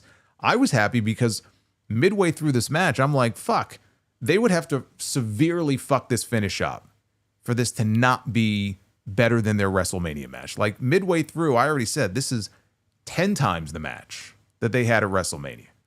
It had already exceeded the match they had at WrestleMania. Cena went under the ring and he pulls out a Slim Jim table and he slides it inside. He sets the table up. He measures Cody for another attitude adjustment. Cody wisely pushes the table over and then he drops Cena with a DDT. Cena then propped up the table in one of the corners, but they ended up outside. Cody tossed him over the barricade, and now they're fighting deep into the crowd here at MetLife. Cody tossed a grenade. It's a street fight. Hey, it's legal. Nobody said you can't do it. I was going to say garbage. I don't know why that auto-corrected to fucking grenade. It's a glorious botch is what that was. Actually, I like that idea better. Forget the garbage can. Cody tossed a grenade, yes, at John Cena. Cena caught it, though, and just tossed it aside. So they fought further in the crowd, no less. How awful is that? I mean, it's one thing to throw a grenade at somebody, but in the middle of the crowd here at MetLife Stadium, that would have been awful. That would have been terrible. Fucking bodies everywhere. So they fight further into the crowd. Cena hits him with a guardrail, and then a second time hits him with the guardrail. Cena then props the guardrail, the piece of guardrail, up against a metal barrier. And Cody ends up suplexing Cena onto the steel. So now both men are down. Then, at this point, they fight underneath the stage, right? There's some curtains, and they go underneath the stage. And we can't see them now. And they're missing for about probably 20 seconds, right? 20, 30 seconds. They just disappear. We don't know where they are. All of a sudden, that little elevator lift, right, that Cody used for his entrance, right in the middle of the stage, you see the outline for the door. All of a sudden, it starts to rise back up, and there's smoke coming out. And as it's through the smoke and the fog, as it's rising back up, you see John Cena standing there, and he's got Cody's lifeless body, basically, on his shoulders as he emerges. Cena then dumps him down hard on the ramp with an attitude adjustment. So Cody is laying there motionless, and Cena thought about dragging him, but it's a long way back down to the ring. So he opts not to do that. And instead, he lifts Cody back up onto his shoulders. He walks with him back down to the ring. Once they get back inside, though, Cody throws Cena through the table that was propped up earlier in the corner. Then he picks him up and he hits another crossroads. And he hooks the leg, and Cena kicks out. And everybody goes nuts for this. So Cena low bridges Cody out to the floor. But then Cody grabs a chair, and he blasts Cena right in the head with it when he was over by the ropes. Cody then starts loose. He looks over like he's desperate, right? And he looks over and he walks over to the bottom rope, and he starts to loosen the turnbuckle beam. So that metal beam that connects from the post into the rope, he's loosening it, and so the bottom rope falls off. And he gets back into the ring, and he grabs a hold of that steel beam. It still has the ring rope attached to it. And he nails Cena in the head with it. And the fans are booing. They're booing Cody Rhodes.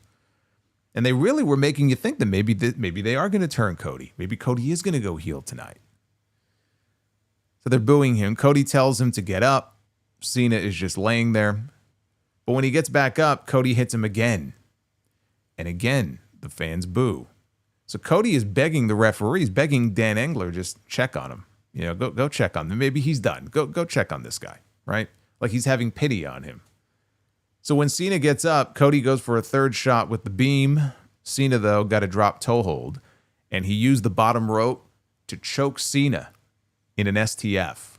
So now we're kind of going back to the Royal Rumble, right? In 2007, when John Cena had the last man standing match with Umaga. Now, this was not exactly the same. I mean, when John Cena was choking Umaga with the bottom rope at the Royal Rumble, Umaga legitimately passed out at the end of that match. Cena did not realize the force with which he was pulling back on that rope, and he couldn't breathe, and he passed out. Legit.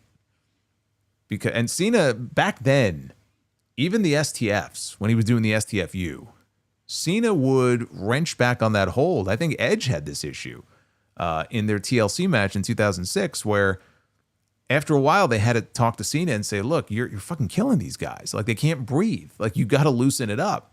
And the problem is he loosened it up so much that for the rest of his career, his STFs look like shit. Like, even Steve Austin would call him out for it and say, hey, tighten your shit up, kid. But he never did. It always looked like crap. It's like he goes from one extreme to the other. So he wasn't really wrenching back too hard on Cody here, but this was kind of a callback, I think, to, intentionally or otherwise. This was kind of a callback to that spot from the Rumble. Cody quickly reversed out of it. He used the rope, almost in like an anaconda vice. Cena quickly worked back up to his feet, hits an attitude adjustment, but no, crossroads. But he holds on. A second crossroads. And then Cody holds on yet again and hits a third crossroads. And you're thinking, that's it. He just hit his finish 3 times. That's how he beat Roman Reigns last year at WrestleMania with the trifecta. Covers John Cena. John Cena kicks out. And now the fans are going crazy. They can't believe it. Cody can't believe it. The fans actually begin chanting Super Cena. This is a chant that would have been unimaginable 15 years ago, okay? 15, 16, 17 years ago. They are chanting for Super Cena. They hated Super Cena back then. Now they're chanting for it. Cody goes outside. The podium is right there with the title sitting on it, and he grabs the WWE Championship. Brings it back inside with him. Cody was not about to flinch after what happened to him at WrestleMania because he flinched and he got fucked and he lost his title. That's when Cena kicked him in the dick and hit him in the head with the belt. And he's not going to let that happen again. He's going to give John Cena a taste of his own medicine. So he's in the ring and he has the championship and he goes to hit Cena with it. Cena, though, instead hits an attitude adjustment. And then he hits another attitude adjustment. And then he picks up the title like he's going to use it, which is what he's been doing this entire run. And he throws it down because now he's good guy John Cena again, right? So he throws the title down. He's not going to use it. He places Cody on the top rope and he climbs up and he gets Cody on his shoulders and he delivers an avalanche attitude adjustment all the way from the top. Covers him and Cody kicks out. And everybody is losing their minds. By the way, Dan Engler, he was going for those old Earl Hebner counts here. He was taking his sweet time with these 3 counts. He's going the dramatic kind of slow counts that Earl used to do. He was doing that here for the added dramatic effect. Cena goes back outside and he pulls out another Slim Jim branded table. And he puts it inside the ring and he sets it up. And again, he places Cody on top and he climbs up after him for another avalanche attitude adjustment. This time he's going to put him to the table with it. This time, though, Cody elbows out of it, lands on his feet, but Cody runs the ropes, grabs a hold of Cena, and he delivers a Cody cutter off the top rope through the table. He puts John Cena through the table. This I didn't like. Because Cena immediately gets back up to his feet. Not that he no-sold it, but I feel like he popped up from it just way too quickly. And now he's kind of hanging on the middle rope. And again, he's selling it, but it's like if you put somebody through a table with an avalanche cutter, they should be laying there for a while. I just thought he popped up too soon, but he's hanging across the middle rope. And the reason they did this is because in the background, they kind of focus, all of a sudden, Cody in the background does the salute. One last John Cena salute you see in the background. And then he hits one final crossroads. And he covers him. And finally, Cody Rhodes gets the 3 count. He pins John Cena. And he regains the WWE Championship. He is now a 2-time champion. And the crowd did not boo. So for all the booing that Cody Rhodes got in this match, when the match was over, they cheered Cody. It's not like he got booed out of the building. It's like Rock and Hogan at WrestleMania 18, right? For the most part, Rock was booed for pretty much the entire match. When Rock won, you could hear some boos mixed in, but all of a sudden he got a lot of cheers too. It's not like he got booed out of the Sky Dome. It's like, okay, all right, begrudgingly, we respect the guy. That was a great match. So that was kind of the reaction here. And with the title sitting in the middle of the ring after the match, Cena goes and picks it up. And he hands it to Cody. It's like, what's he going to do, right? Is he going to whack him with it? I didn't think he would, but you never know. I have PTSD from WrestleMania. Like, I'm watching this, and in the back of my mind, it's like the voices in my head. All I hear is, Fiend, Fiend, Fiend. And I'm waiting. I'm just waiting. I'm just waiting.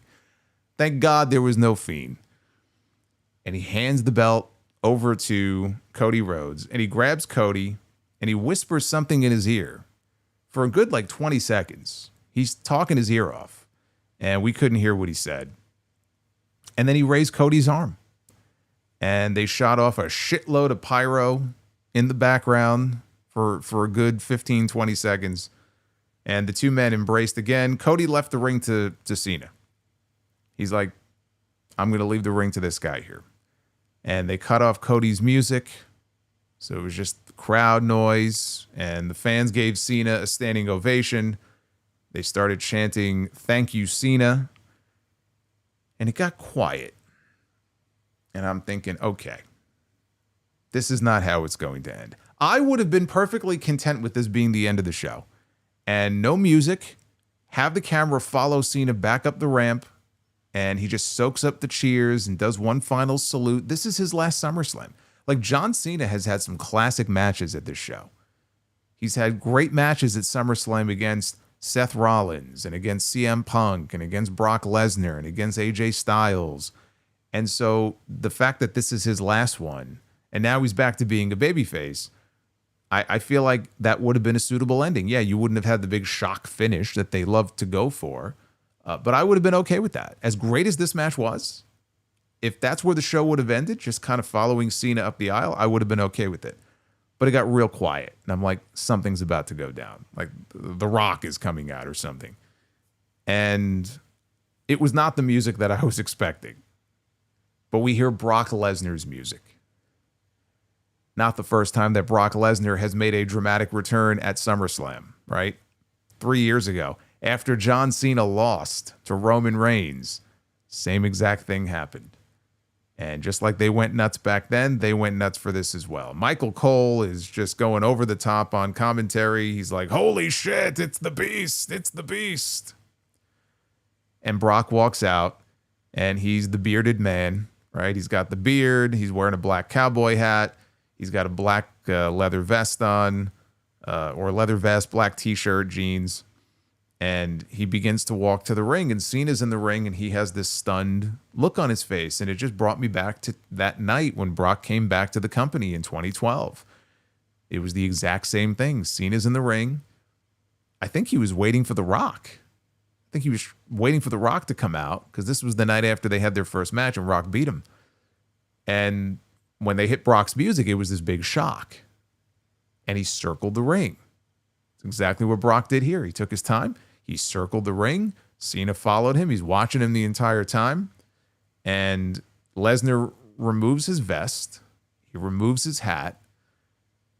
He gets into the ring. He ducks a clothesline attempt by John Cena. Gets him up on his shoulders, and he puts him down with an F5. And that's it. They played his music. Brock left the ring. He put his hat back on. He threw his vest over his shoulder, and he headed to the stage.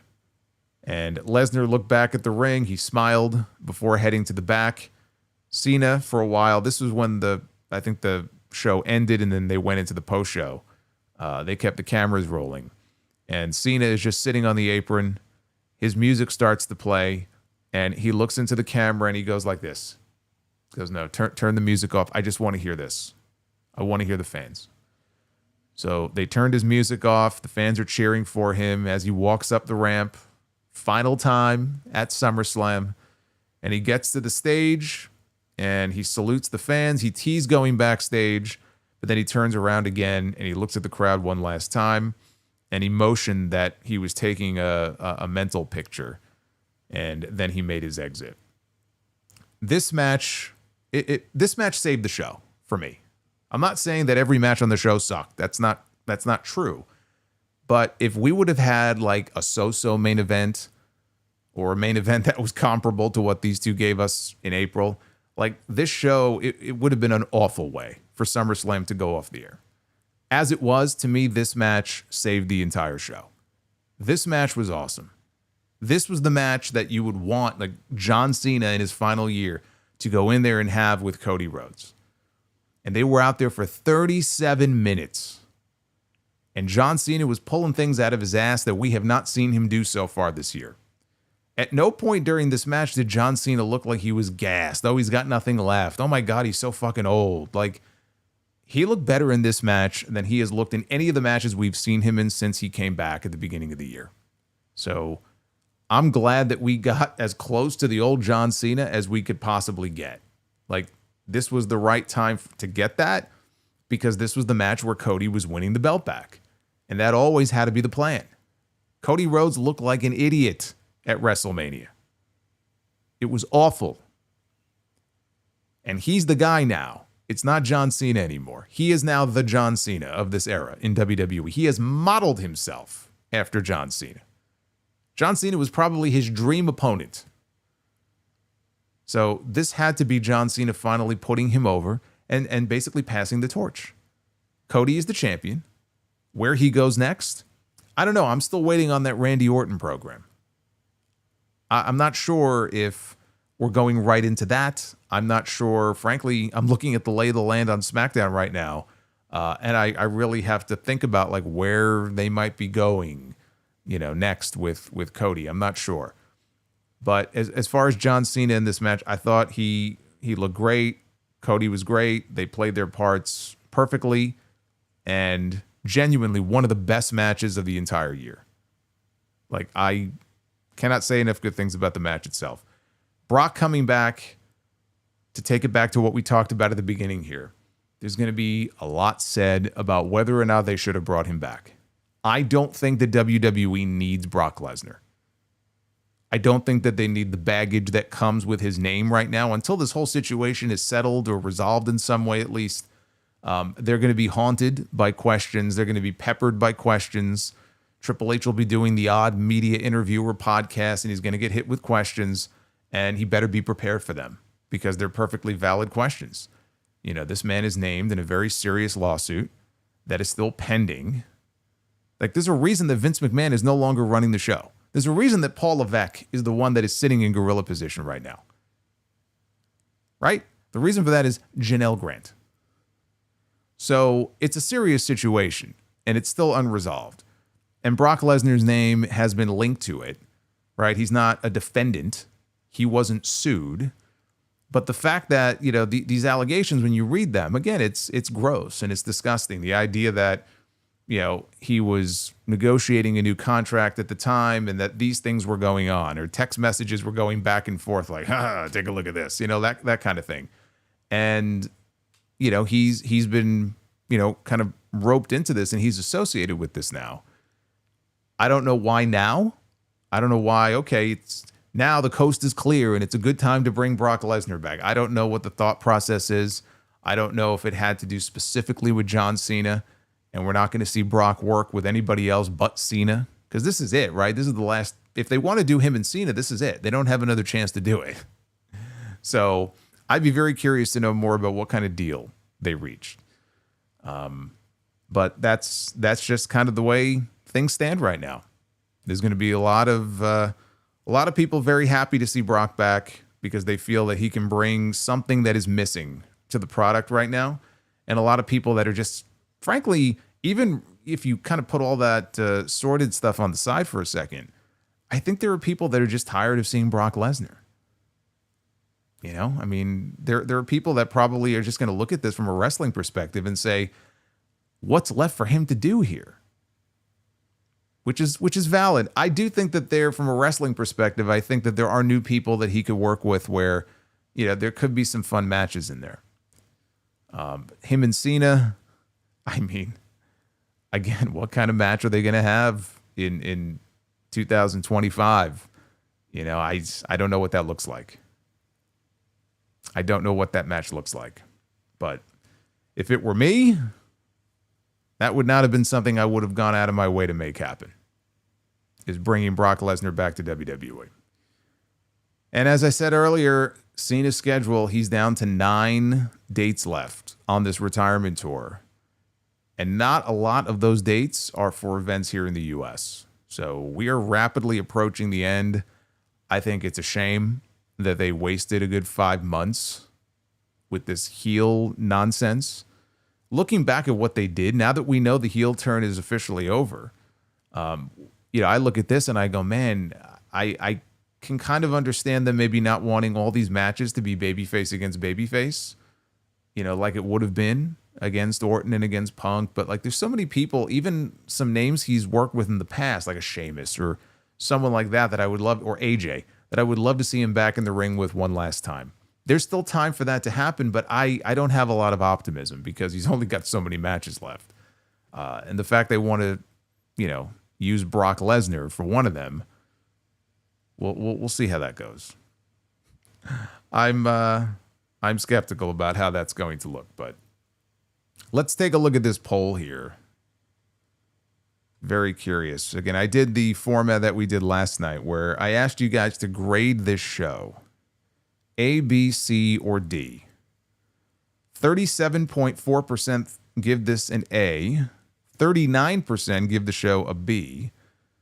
14.2% give the show a C. And 9% give the show a D. Nick Wayne's mom has got it going on. Oh boy. She's all I want, and I've waited for so long. Nick Wayne, can't you see? Go away and leave me be. I hope she likes this song, 'cause I'm in love with Nick Wayne's mom. Nick Wayne's mom has got it going on. Nick Wayne's mom has gotta love this song. Check out those pipes. Not bad, huh? Little ballad there for Mother Wayne, who is not on SummerSlam tonight. Maybe we'll see her on Dynamite this Wednesday night. We shall see.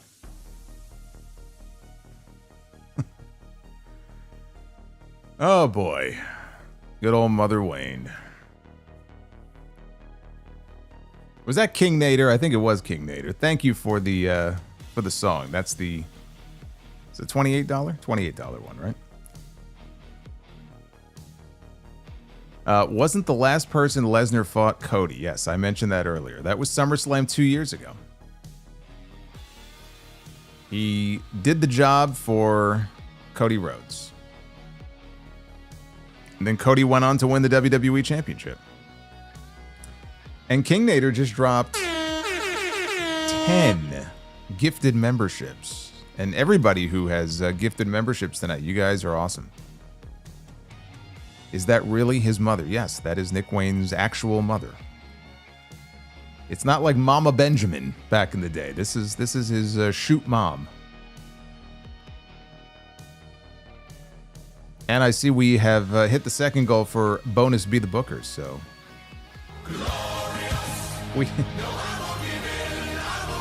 we had some fun with Be the Booker last night. My goodness. We'll see if that happens again tonight.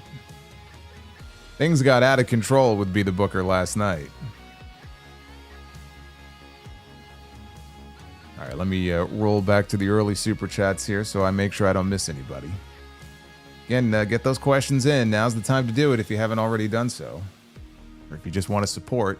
We've had tremendous support this entire weekend, so let me just thank everybody who has been a part of all the streams.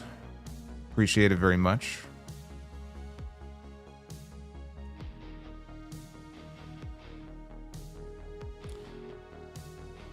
All right, so let's see here.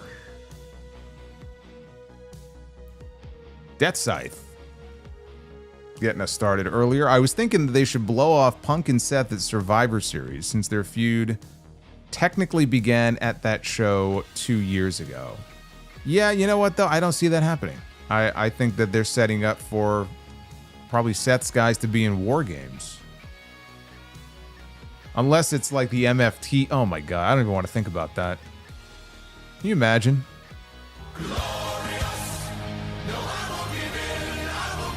Can you imagine if it's Solo, Sikoa, and the MFTs in the fucking War Games match? Oh, my God.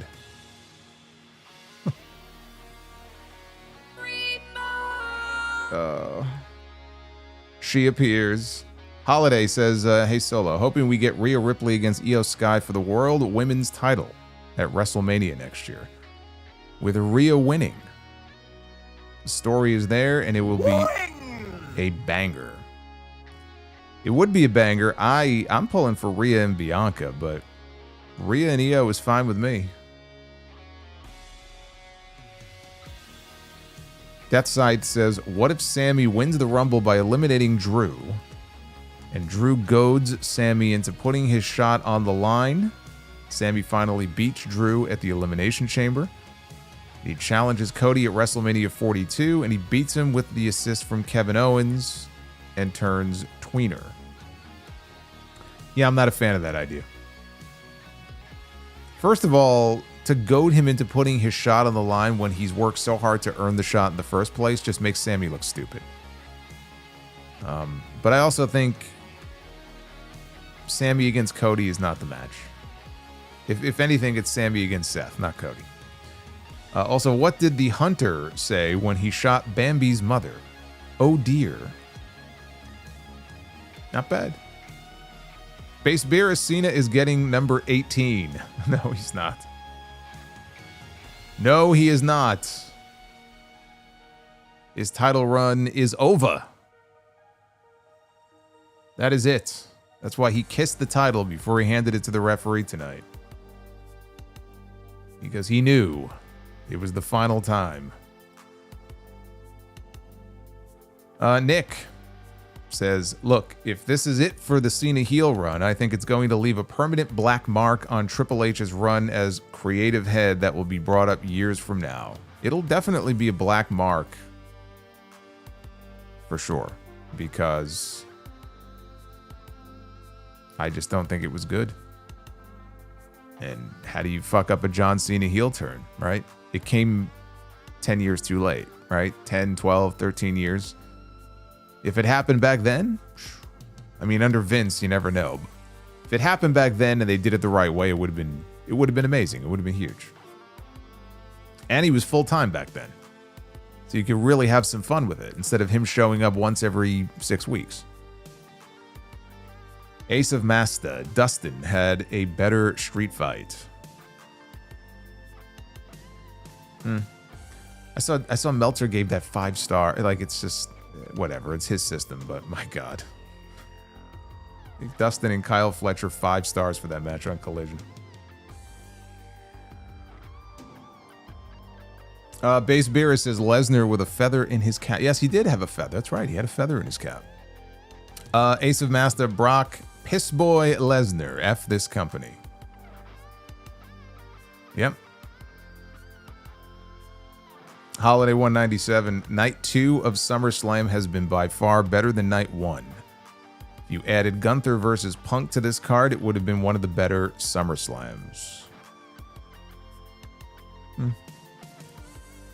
Boots. Cody went heel. He didn't come back out to defend Cena from Lesnar. Well, maybe he went to the back and he was in the bathroom. You know, he went to the back, he was taking a shit, and then Brock's music hit.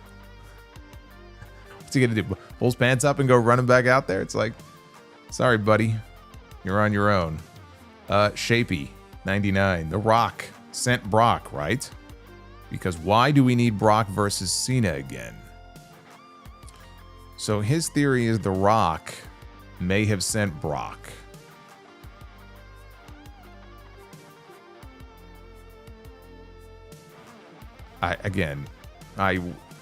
We don't need The Rock. We don't need The Rock. Juster Benz, F Brock Lesnar, and F Triple H, Nick Khan, and TKO. Dry Chicken says, I'm making this prediction. Brock Lesnar will have his own retirement match next year at SummerSlam in Minneapolis. Well, he is a Minnesota guy, although he doesn't live there anymore. I don't think Brock needs a retirement match. Wano Campo, I think when Brock is done, he's just done. That's it. Wano Campo says, if both main events didn't have neither of those finishes, this proves other than Mania and possibly the Rumble, there shouldn't be 2-night pay-per-views. Money. It's all money. If they can make money, they're going to do it.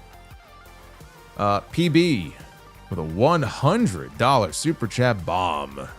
The big bomb of the night right there. I may be old and tired, but what was the whole point of Lesnar? Does he need more money? Can never have enough money. All right, that's what Brock says. Give me more money, I'll come back. Lord Frieza says, Brother Solo, thank you for your work. The Beast is back. Says, tremendous. I loved it. Loved this SummerSlam. Only match that was bad was Cross against Sammy. Yeah, I don't think Cross did himself any favors with that match. Alexander says the only good thing of Brock's return is the match with Gunther at Mania is a possibility again. Well, I mean, that was a dream match for Gunther at one point. Actually, that was the match that was supposed to happen at WrestleMania the following year. And obviously it didn't happen.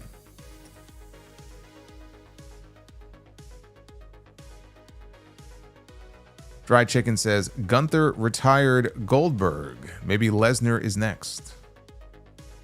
I'd be okay with that. Look, I think Gunther is a possibility for John Cena's final opponent. Can you imagine if they had Gunther retire Goldberg and then Cena and then Brock? Lakers Pats, I speak for all. Travis Scott should have interfered. You speak for all. Who is this all that you speak of? Dried Chicken, time for, he says, time to take a break from WWE. All right, well, as long as you don't take a break from the streams, you can take a break from WWE. Jeremy Rose, only WrestleMania should be 2 nights. If it is supposed to be the biggest event of the industry, then it should stand alone as a 2-night event. I don't disagree with you. Juster Benz, with Brock Lesnar back, I will be sticking with other wrestling shows besides WWE for the foreseeable future. And on my birthday of all days. Happy birthday, Juster.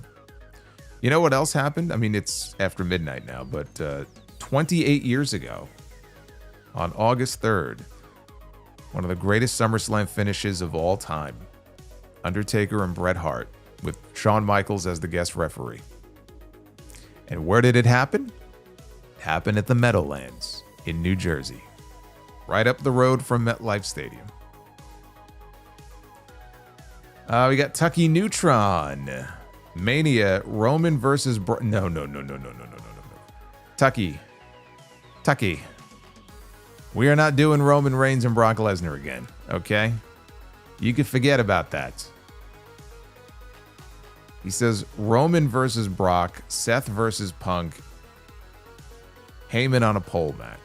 Oh, it's one big match. Roman versus Brock versus Seth versus Punk. I see. Paul Heyman on a pole. Peter McNasty TV, Gunther versus Brock Lesnar at WrestleMania 42. Praying. Holiday says, I wonder if we'll get Gunther versus... Boy, there's a lot of interest in Gunther and Brock, I see.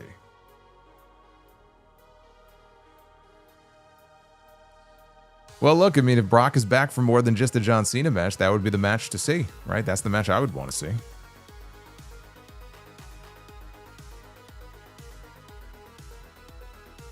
Halen's Haven.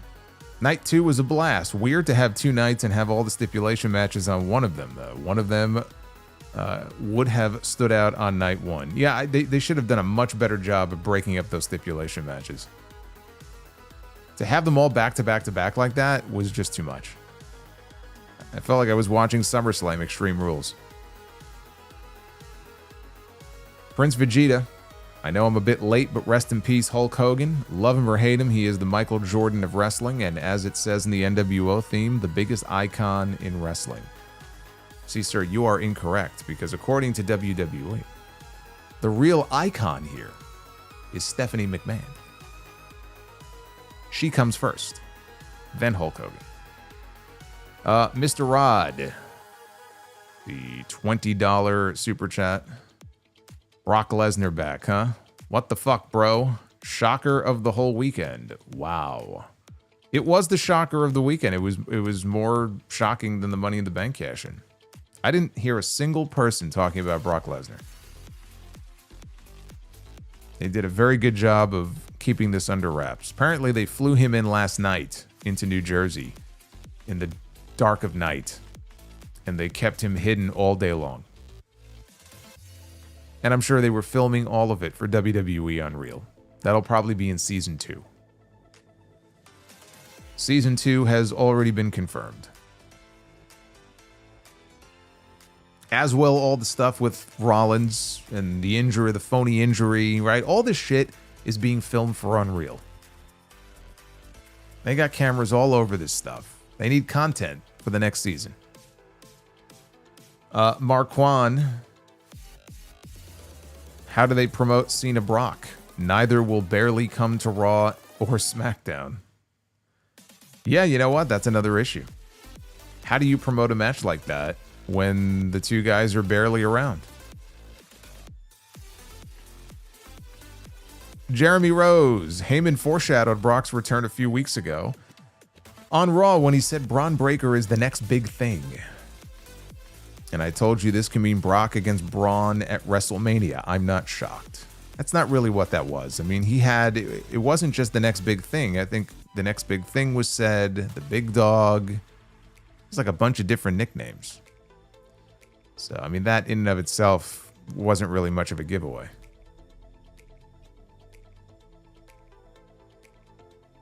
Holiday says, Cena could have worked with Styles again and with newer talent like Breaker and Gunther.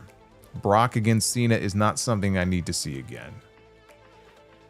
Last time they wrestled, I believe the last time they were in the ring together was that triple threat match with Rollins at the Royal Rumble. And that was an excellent match. But Brock, he was kind of laid out for most of it. Then he made the big comeback at the end.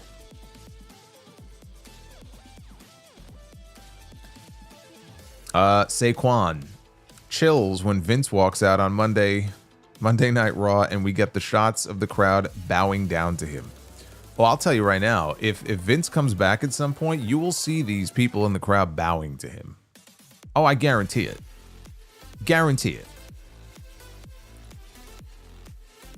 I'll be the first to jump on Amazon and buy them some towels for their knees so they don't get rug burn. I'll FedEx them to them. Johnny Burney says they don't care. Support other wrestling companies. Yeah, I mean, they certainly don't give a shit. That much is clear. Retro KOH, I guess now we all know why they just so happened to end the phony scrums now of all times. Yeah, it's funny how that works. Funny how that works. Bobby's World gifted a membership to Tanya. Welcome, Tanya. Duff's Vids, Brock against Cena at Paris. That's what I'm thinking. I mean, otherwise, like, it's got to be Paris or Perth. I mean, there's no other real logical time to do it unless they save it for the end of the year. Base Beer says Lesnar's return in 2012 was insane. I marked out. Well, in the building, it was crazy. And what was crazier is this was around the time that Daniel Bryan started the Yes stuff. And I remember when that show was over, there was a dark match. It was like a 10-man tag or a 12-man tag. Because I don't even think he was maybe in a backstage segment on the show that night. He wasn't even on Raw. But he came out, and I recorded it on my phone. Like, everybody in the building is doing this, and it was like the first time that we really saw that. And it was like a dark segment, and I was like, holy shit. So yeah, the crowd in Miami that night was insane. Jack Davis, I wonder how Triple H explains to the female talent about bringing Brock back. I feel like they at least deserve an explanation from him or Nick Khan. I don't think that they share your opinion. I don't think they give a shit. I really don't. But just in case, they should probably just make sure the door is locked when they go to the bathroom. Holiday 197, I think they're sowing the seeds of Cody turning heel with the pile driver on Cena. Orton would have to be an extreme heel otherwise in a program with Cody for the fans to turn on Randy. He would be, and I think that he still can be. I'm intrigued by the possibility of heel Cody and babyface Randy. I just still think it's very stupid to turn Cody. I still just don't think it's the right time for that.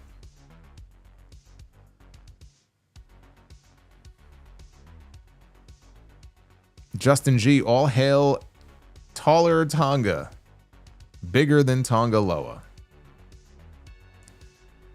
Nash DTV, sup solo. SummerSlam was a low B grade show for me on both nights. Hope you have a good night. I hope you have a good night as well. I think you and I are in agreement. I have it at a B. I have it at a B for both nights. And to go back to the pile driver, the pile driver, I didn't read anything into the pile driver. I don't think the pile driver has anything to do with him going heel. I think you're looking for something that isn't there. Nash also says, are you good at wrestling impersonations? Can you give us your best one? I'm not. I've done my Russo before. But other wrestlers, there's other people who are far better at impersonations than me. Darth Panic says, is WWE going to get to a point where all PLEs are 2 nights?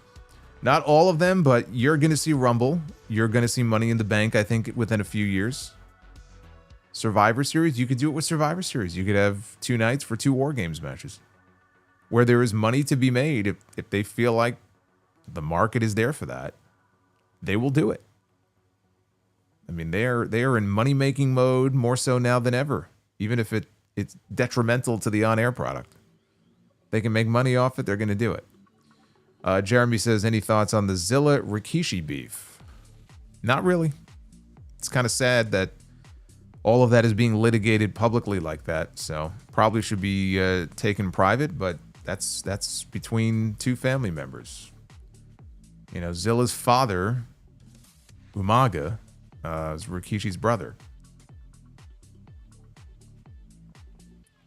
And frankly, I haven't really been following all the comments. I think Zilla's mom made some I haven't even been following all of it. Death Scythe, unless WWE can get Stone Cold Steve Austin to be John Cena's final opponent, which I doubt, then it is safe to say that this retirement tour has been a bigger botch since the Invasion angle.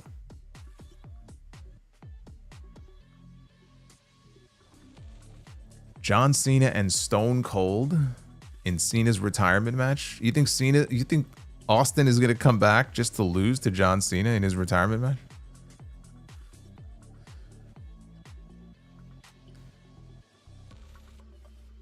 Nick Grasso. What does Rhea and Io do now? Maybe they team up for a bit and feud with Asuka and Kairi, because these Asuka segments have to be going somewhere. I would think that the Asuka stuff, it's been like these little subtle hints about maybe her and Io having some sort of issue. You know, if you're going to do a tag team thing with Rhea for a month or 2, I guess that's fine, but she's too big to be stuck in a tag team. Like she's too big of a star to just be stuck in a tag team for months on end. Azure, $20 super chat. Just to thank you for your review. Thank you, my friend. I appreciate you very much. That means a lot. Holiday says, Cody versus Cena turned out to be better than I expected. The Cena heel turn ruined the big fight feel of their WrestleMania match, and Cena was less spirited and more worn in his performance. Night 2 won by a mile. Well, if I was going to compare the two nights as similar as they are, I enjoyed the main event. I liked the main event on night 1 with Gunther and Punk. But I enjoyed the main event on night 2 more. So night 2 gets the nod for me, but only slightly.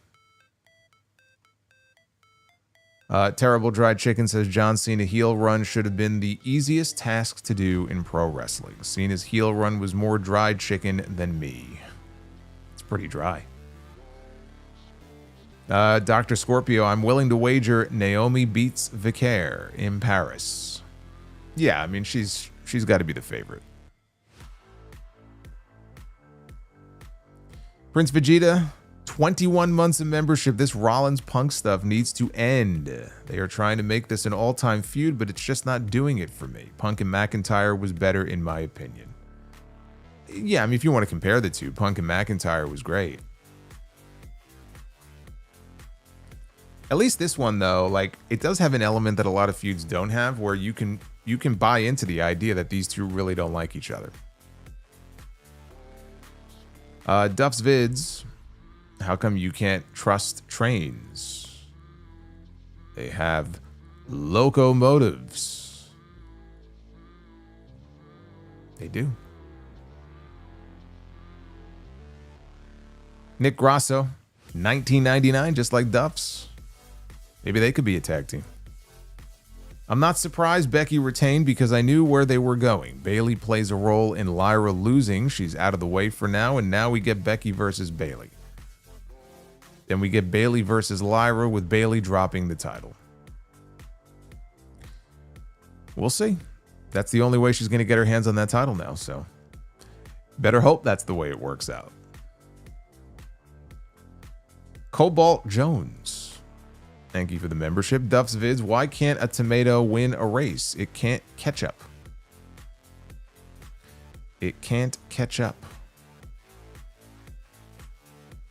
Death Scythe, also speaking of Cena and Austin, it is also safe to say Austin's heel turn in 2001 was far more entertaining than Cena's heel turn in 2025. Entertaining, absolutely. It was much more entertaining. Duff's Vid says, I really love pizza. From my head to my toes. I like that one. That's my favorite one so far. From my head to my toes.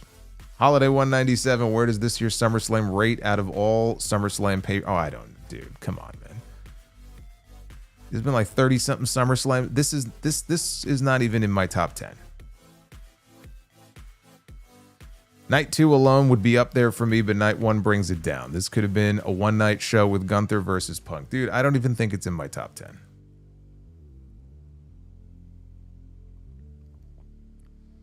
But where exactly it ranks, I have no idea. Dubs Vids, what do you call your grandma on speed dial? Instagram.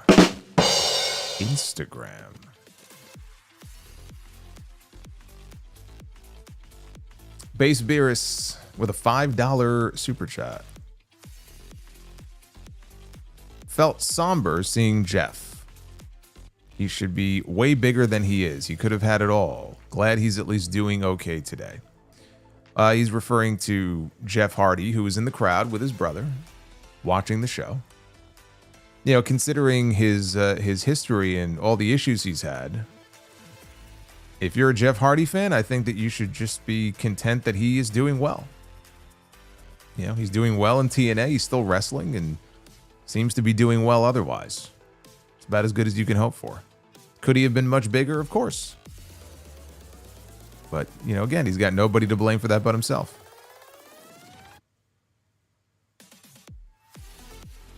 The Sheriff of Patties. When life pulls me away from wrestling, your shows keep me informed, entertained, and always bring me back to watching. Still the best in the biz. That's what I love to hear. Thank you. Goldust Respecter. Love that Becky is embracing the Becky Hogan thing so much. Her entrance video was all yellow and red. You know, I didn't even notice that. I was just so focused on the new music, I wasn't even really paying attention to what was on the screens. Duff's Vids with a 1999. Why did the one-handed man cross the road? To get to the secondhand store. Not bad, but I like the last one more. Arnold PJ. You would dislike Lyra and Becky's match even more, as I did, if you had noticed that Lyra got free after she first avoided a manhandle slam on the chairs, and then she quickly put her hands together. You know what? I did not catch that. Then she quickly put her hands together again. Wow. I have to go back and take a look at that now. That's just awful. Again, I know what they were going for, but it just... All it really did was hinder the match, honestly. It didn't enhance the match or make it better at all. Duff's Vids, how do you get a smoking hot body as a senior citizen? Oh, God. Cremation. That's terrible. Terrible. True, but terrible. Bender McSimpson. The women's triple threat and AJ and Dom were the best parts of the weekend, but this weekend was an L. Random question, where do you rank the Hulk Hogan diamond-shaped WWF title belt? Are we talking about the Hogan 86 belt? The Hogan belt that he had at WrestleMania 3. I like that belt. So he had it from 86 into 87. That belt I liked. I assume that's the diamond belt. That's the one you're referring to. There was another one that was a little bit smaller that he had, like an 85. That one's okay. I really wasn't like a huge fan of that one though.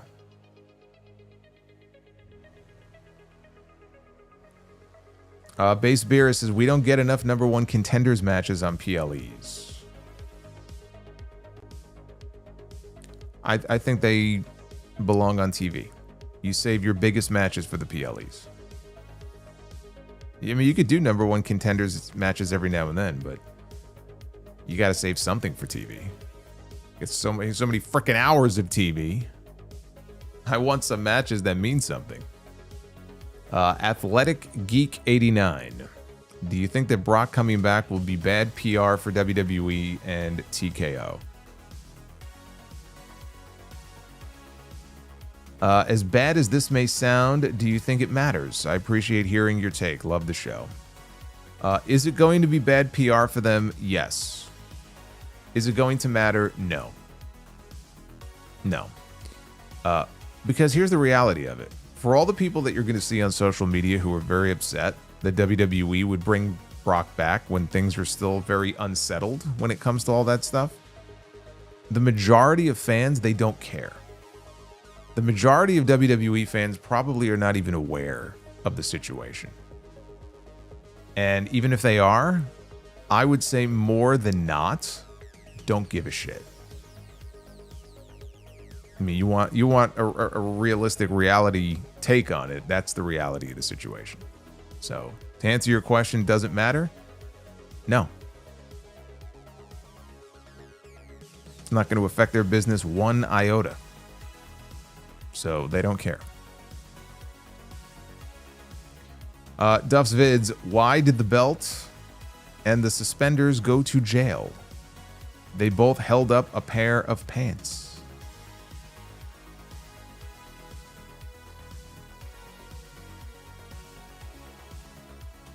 Jeremy Rose, exorbitant prices, 2 nights, lazy creative.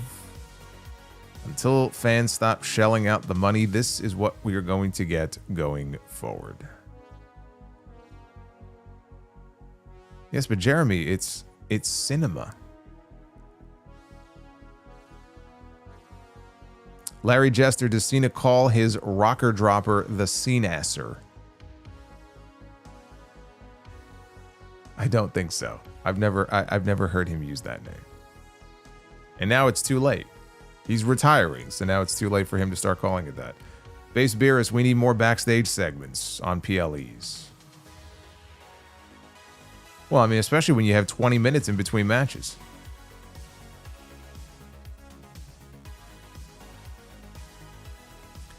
Death Scythe. The only Samoan Jacob Fatu should be in a program with is Roman Reigns, hopefully at WrestleMania 42. We need to get that match at some point. I do agree. Derek J. Speaks, fans were chanting, "We want Cross" on the post show. Triple H thought they were saying, "We want Brock." Is this the definition of tone deaf? They hear what they want to hear. They hear what they want to hear.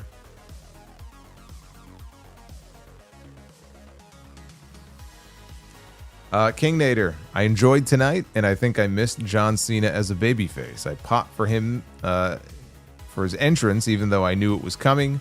Best Cena that I have seen in years.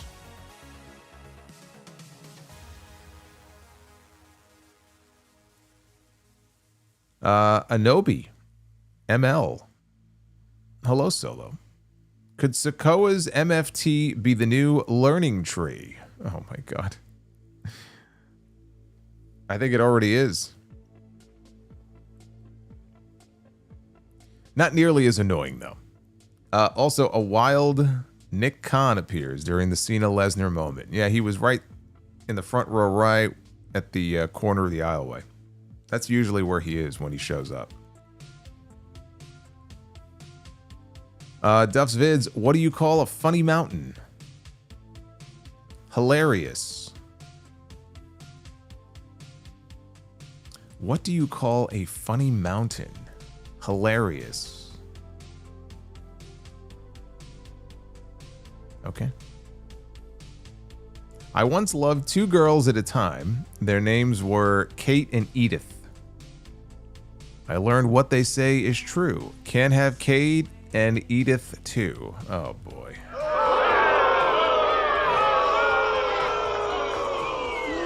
You suck.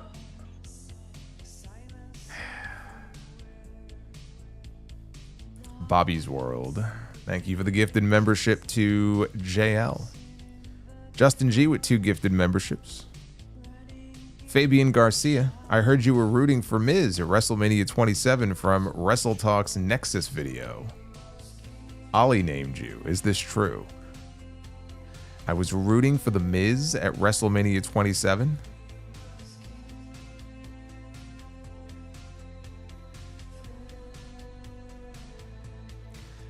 Link me to the video. I certainly wasn't cheering for that main event. Wolf9 Deuce. Although Miz's intro video on that show to Nas was quite awesome. Wolf says, how about a salute to you, my brother? Well, I'm going to salute you right back. Mutual salute, my friend.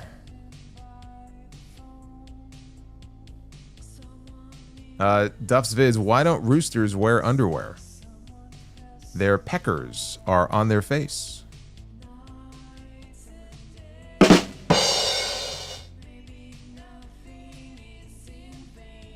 Down bad. Even before the lawsuit stuff, I stopped caring about Lesnar a long time ago. Great main event, though. It was a great main event. Don't forget, we got 2 rounds coming up, man, of Be the Booker. We got 2. Shit, I might go 3 if a fucking gigantic bomb gets dropped.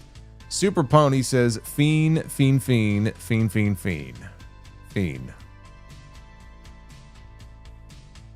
And here I was hoping not to hear it tonight. Pisco95, wrestling is so fascinating. 2 guys can have a shitty match, but put them in the ring again and now they have a match of the year contender.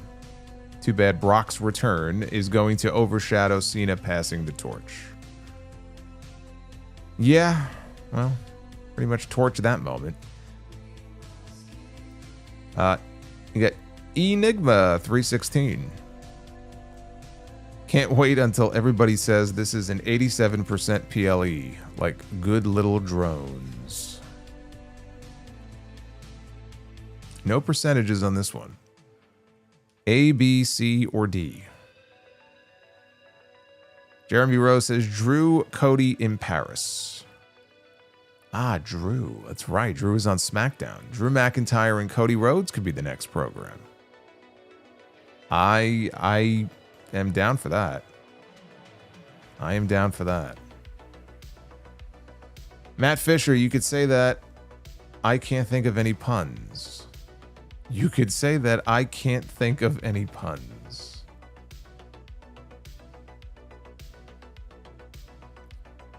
Well, thank you anyway, Matt. Appreciate the love. The Juliet with the 25 says what I say about Brock's return would be censored by YouTube in this super chat. I wonder if Cena politic to have Brock return to have one last match with Brock. Yeah, I don't see Cena politicking for any specific opponent. So the answer on that is no. Brock Lesnar is not back because John Cena lobbied to have Brock Lesnar back. I can't see that. I just don't think he would get involved in that, you know? Throw himself into that. MacTub says, better overall performer, Punk or Jericho? Oh, man. I mean, we're not just talking about right now, okay? Let's assume we're not just referring to, like, right now. Jericho. Justin G, 2 gifted memberships. Let's keep racking them up, man. There's a number I'm trying to get back to. Let's rack them up. King Nader with 10. That'll help. Thank you, King Nader, for the gifted memberships. Death Scythe, $13 super chat. Cena passed the torch to Cody. I thought Cody already had the torch when he beat Roman at WrestleMania, since Roman had already replaced Cena as the face of WWE, and now Cody has replaced Roman. Yes, but Roman is not the one that they refer to as the greatest of all time when he comes out. The idea that Cena is the GOAT, it's not my GOAT, but to them he's the GOAT. Cody has now beaten the GOAT, and then Cena hands the title to him. It's like a passing of the torch. I always laughed at WrestleMania 18 when they said that Hogan was passing the torch to The Rock. Meanwhile, The Rock, it was 2002. Rock's already on his way out. He's starting to do movies in Hollywood. Passing the torch.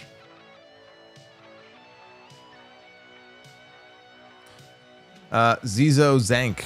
Good moments, but SummerSlam was not worth 2 nights of my time as a fan. Keep SummerSlam one night, but I understand WWE is money over quality.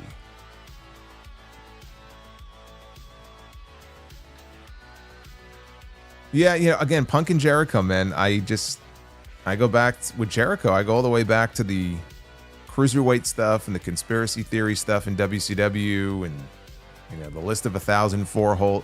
He's been able to like reinvent himself in different ways over these past few decades, where he's been consistently entertaining up to a point. He's been consistently entertaining while also being able to go out there and have these great matches that he's had.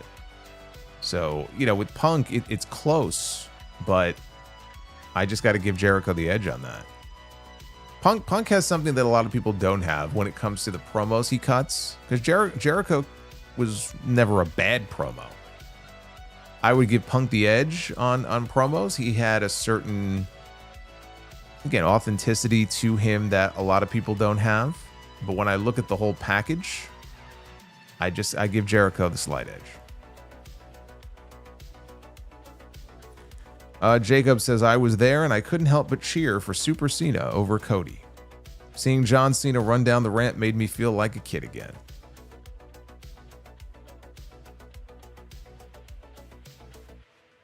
Matt Fisher. JC should win the Intercontinental title.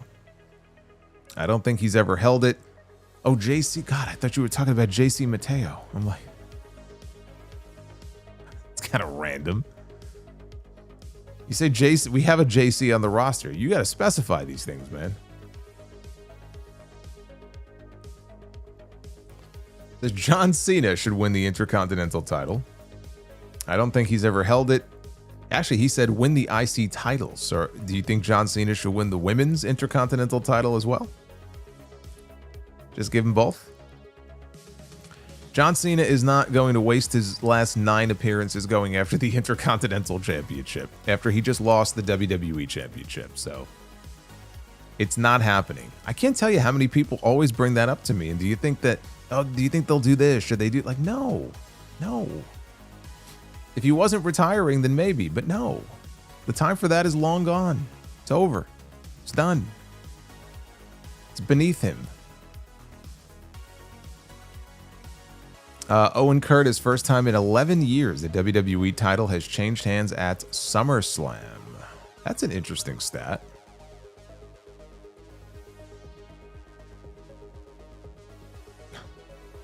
Jesus Christ should win the IC belt. Okay, so in that one super chat, we have JC could be John Cena should win the Intercontinental title, JC Mateo, or Jesus Christ. I don't know. I don't think Jesus needs it. I feel like he's probably a little bit above the Intercontinental title.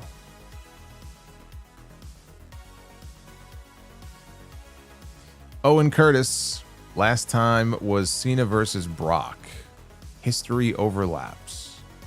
Wow, so this is the first time since Brock beat Cena that the WWE title has changed hands at SummerSlam. Is that true?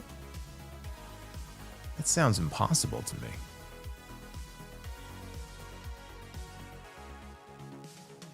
MacTub, buy or sell? 2000 Triple H or 1997 Brett? 1997 Brett. Abyssal Zones, buy, sell, rent on in-ring chemistry. Rock Austin, Rock Triple H, or Austin Triple H? Buy on Rock Austin, rent on Rock Triple H, sell on Austin Triple H. All three were great, but that's how I'm ranking them. Thunder Force, I think WWE wants Cena to get a big win over Brock. While he did beat him at Extreme Rules in 2012, Brock dominated him in that match. What do you think is going to happen this time? What do you think is going to happen this time? Do you think that Brock Lesnar is coming back to go in there and do what? To get his ass kicked for 80% of the match? It still bothers me that Brock lost that match, by the way. First fucking match back and he loses to John Cena.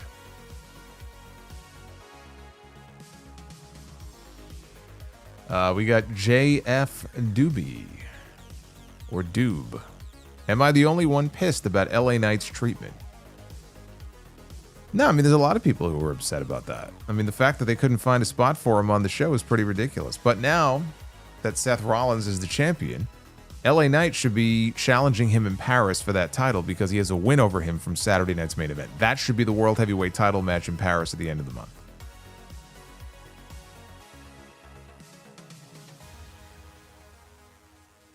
We got Leolio is with us. 5 months, just call me Leo. Well, I wish I would have read that first. Okay, well, I will do that. Just call me Leo, he says. Bringing Brock back just reeks of creative bankruptcy. Aside from a couple of matches, this was pretty boring. Yeah, that's why I say, I mean, it's certainly not a top 10 SummerSlam for me. I'm willing to go as high as a solid B for both nights. That's about it. I mean, I have standards. Kevin, Brock and Cena should just play a friendly game of mini golf for the main event of the next PLE with Fiend, French version, playing in the background. There's a French version of Fiend? Really?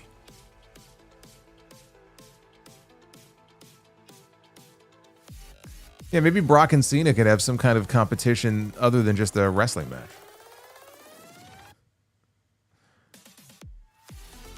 Could do musical chairs like they did on that one episode of Raw. Peanut Butter Shelly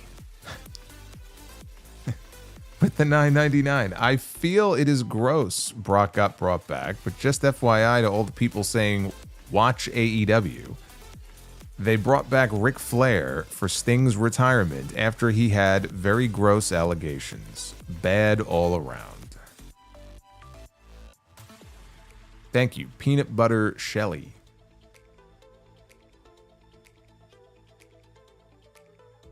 We got Capital. I remember you saying that there's no chance Vince McMahon comes back, and I would wholeheartedly agree. After the last few days, I'm not so sure now. You know, nothing would surprise me anymore. But I'm going to say no. He is not coming back. Would I put it past this company, though? No. Fabian Garcia. Comfort match and comfort show. Comfort show. King of the Ring 93. That's my comfort show. King of the Ring 93 or Royal Rumble 92. Comfort match. I mean, there's any number of them, really. Probably Bret Hart and Mr. Perfect from King of the Ring 93. I have watched that numerous times. I mean, there's a lot of different options, but I'll throw that one out there. That's my comfort match on my comfort show. Death Scythe, one last thing. I didn't say Austin would lose to Cena. Goldberg lost his, and there's been plenty of wrestlers who have lost their final match. Yes, but you're missing the point, though. Like, you're going to bring back 60-year-old Steve Austin out of retirement to beat John Cena in his retirement match? Why? I don't understand the logic. You get a lot more out of it if you use a guy like Gunther, who's on your roster right now.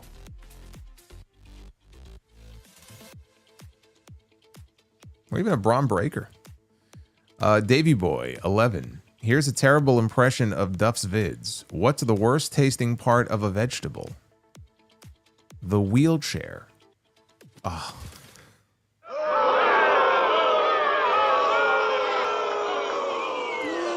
I think even Duff's vids is like, dude, what the fuck?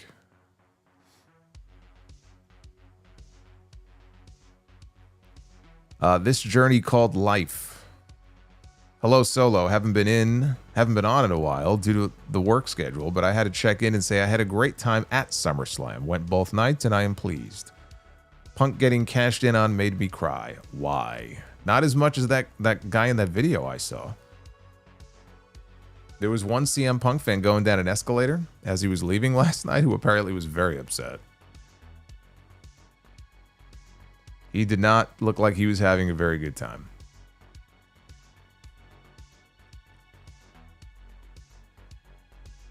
Bobby's World. Buy or sell Austin's heel turn at WrestleMania 17 or Austin's heel turn at Invasion. If in fact you consider that Austin turned face at the Raw before Invasion.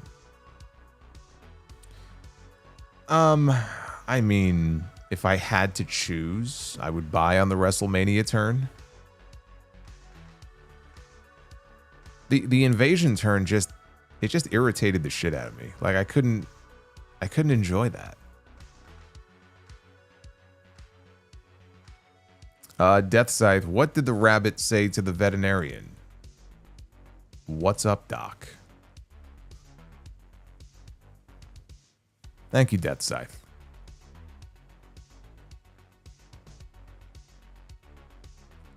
James Gentry.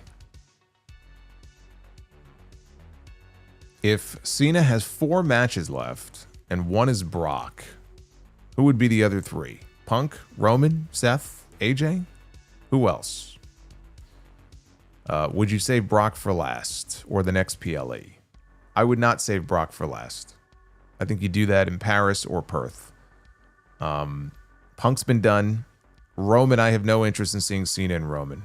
I didn't think their first match, frankly, or not the first one, but the, well, actually, no, even the first one they had in 2017? Was it 2017? At No Mercy? I don't remember that being all that great. And I really didn't think their SummerSlam match was all that great. And now they're both baby faces, and it doesn't make any sense. So I would not do Roman. I would not do Punk again. I think AJ would be great. I think Gunther as his last opponent makes a lot of sense. As far as, you know, they're going to do Brock. If they did Brock, AJ, and Gunther, I'd be fine with that. I'd be fine with that. Drew could work too. Him and Drew. El Prezcat. Who appears on WWE in person first? Vince or Trump? Oh, God. Ugh. El Prezcat. Neither. Matt Fisher says Cena-asser. LOLOL. He had the chance to do it. He had the chance to do it. Now he's retiring. It's too late. Can't do it. Chris, as a woman who is a wrestling fan, it's scary and upsetting to see how little people care about victims. Love your show, though, man. Keep it up. Again, that's why I said before, you know, when I got that other super chat, it's like, realistically, you know, do you think it really matters? Is it going to matter? It's like, it's not. You know, their business is kind of bulletproof right now, honestly. And I just feel like the majority of their audience is unaware of a lot of those. And maybe they choose to be, you know, or it just doesn't bother them. And, you know, in a lot of those cases, it's sad, but you know, that's just kind of the way it is. That's what I've seen.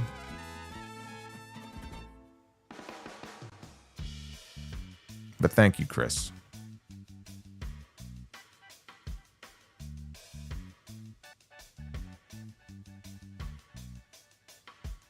Super Pony. Sammy against Seth. Cody versus Punk. WrestleMania, lock it in. Sammy and Seth, Cody and Punk. I could live with that. And Daniel Malcolm celebrates 23 months of channel membership. Constable Corbin. Anyway, yeah, no bum ass Corbin for Cena's final opponent. Well, thank you guys for all the messages and the questions.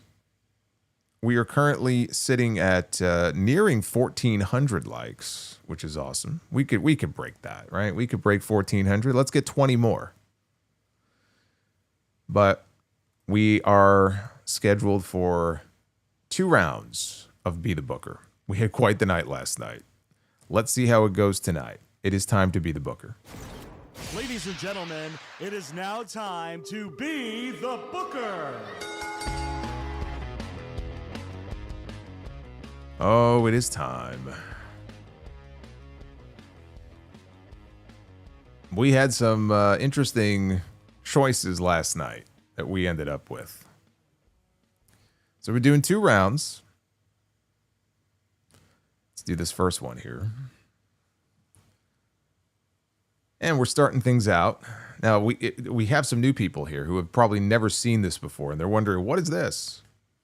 We're just randomly booking some matches. Tag match, women's match, main event. And seeing what we can come up with. There's dozens and dozens of options here. And this right here are the kings of wrestling. This is Chris Hero and Claudio. And former tag team champions together. Could have been a great team in WWE. Kings of Wrestling against the Kings of Canada. Look at this. Bret and Owen Hart. Dude, the Kings of Wrestling against Brett and Owen Hart. Take my money now. That's a tremendous start to be the booker.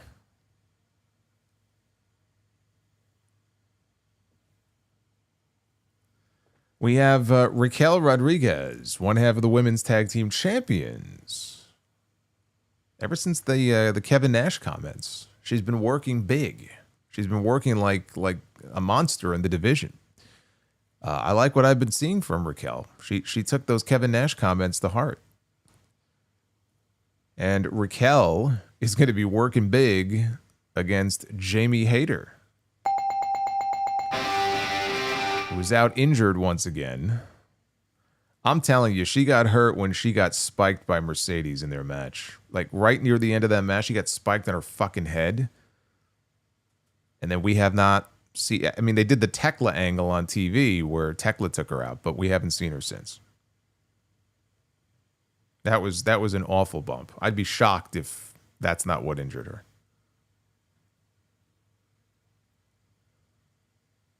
Ah, yes. I'm sorry. Former women's tag team champion, Raquel Rodriguez. You are correct. All right, our first main event here. Let's see. We have Nigel McGuinness. He was pretty great too back in the day. I saw many great Nigel McGuinness matches in Ring of Honor, and even some in TNA. Desmond Wolfe.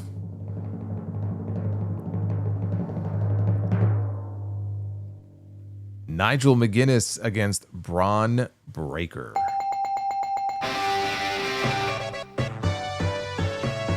And that is a clean sweep. We got bells for all three. How can we possibly top this? I think we should just cut our losses. Just kind of cut the second round out. I mean, we can't top that. We'll save the second round for tomorrow. No, I'm kidding. I'm kidding.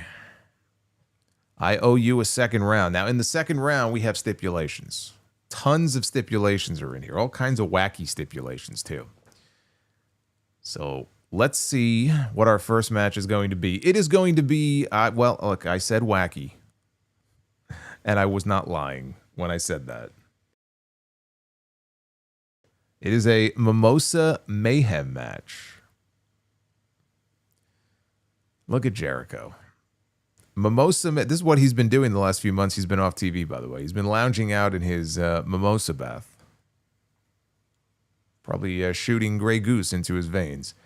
All right, so let's do... God, how do we do... We can't do a tag match. Usually we start with the tag match. How are we going to have a tag team Mimosa Mayhem match? All right, we'll have to do the ladies. We'll have to do the women. That's all. You got no choice. We got to do the women. This is going to be a women's Mimosa Mayhem match. Now, the way this works is the match is over when you throw your opponent into the mimosa bath. So that is how you win the match. Yes, this was a real stipulation, Randall. I did not make this shit up. You saw it in the photo right there. That was a real stipulation.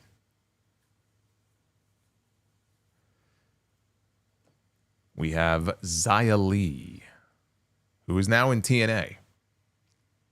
But we have Xia Li. And she is going to be stepping into the ring with Toni Storm. Toni Storm and Xia Li. You know, if anybody can make this stipulation work, it's Toni Storm. Timeless Toni. This she's not timeless in this photo, but timeless Toni Storm. I was all ready to hit the buzzer on that one. Now we do a tag team match. It is a tag team hair match. So the losing team will have to have their head shaved. So that's what we're doing here, okay? Tag team hair match. I don't believe that there has been a tag team hair match since Eddie and Art Barr, right? Worlds Collide. Wasn't that a hair match? Love Machine Art Bar. Another controversial figure. Oh, well, this is not fair. Can't do that. It's the Toxic Turtles. They have no hair. Well, we have a bit of a... We're at a bit of a stalemate here. I don't know what to do now. This is very unfair. I mean, this is like Kane being in a First Blood match, and he's covered from head to toe. How the fuck are we supposed to do a hair match? I got to pick a new stipulation. I can't. We have to pick a new stipulation. They have no hair. All right. Tag team buried alive match. So basically, we're burying two people in one grave. You're going to have to stack them up. This is unbelievable. Tag team buried alive. You've got to stack them. Stack them and bury them. Actually, one of my favorite SmackDown matches was a tag team buried alive match. Right? It was Rock and Mankind against, God, who was it? No, I'm sorry. It was Undertaker and, it was Undertaker and Big Show against Rock and Mankind.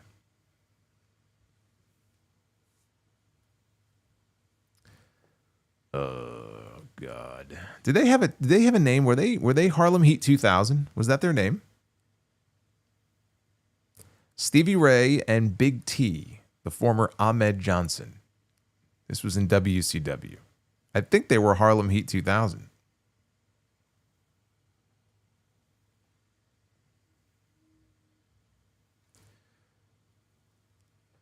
Oh my God! Poor KO and Sammy. Kevin Owens and Sami Zayn in a tag team buried alive match against Harlem Heat 2000. You know, I am kind of morbidly curious what this would look like with Ahmed Johnson wrestling Sami Zayn.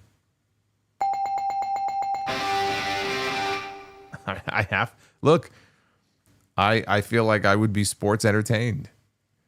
I actually am a fan of the buried alive stipulation. I'm a mark for that stip. I don't know why. I've always liked that stipulation. I can't explain it.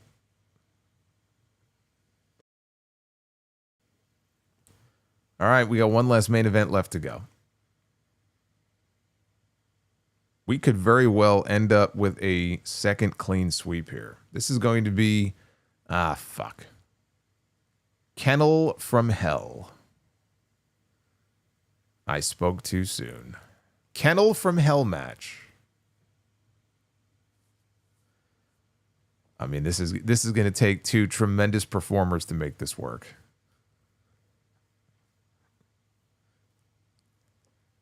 Well,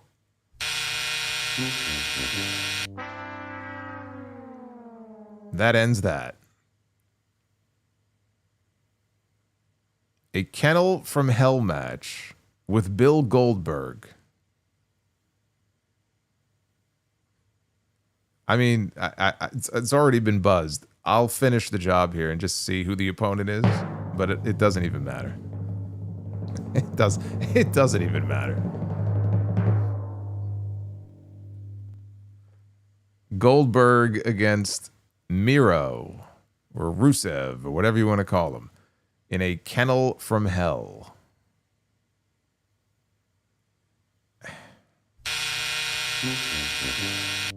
Still giving it the buzzer. Still giving it the buzzer.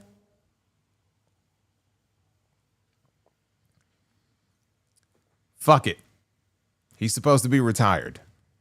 He's not supposed to be here. Brett would be amazing. If it was Brett, I would have given it the bell. If it was Brett, I would have definitely given it the bell. Why would you put poor Brett through that, though? I wouldn't want to be responsible for that. I'd never forgive myself.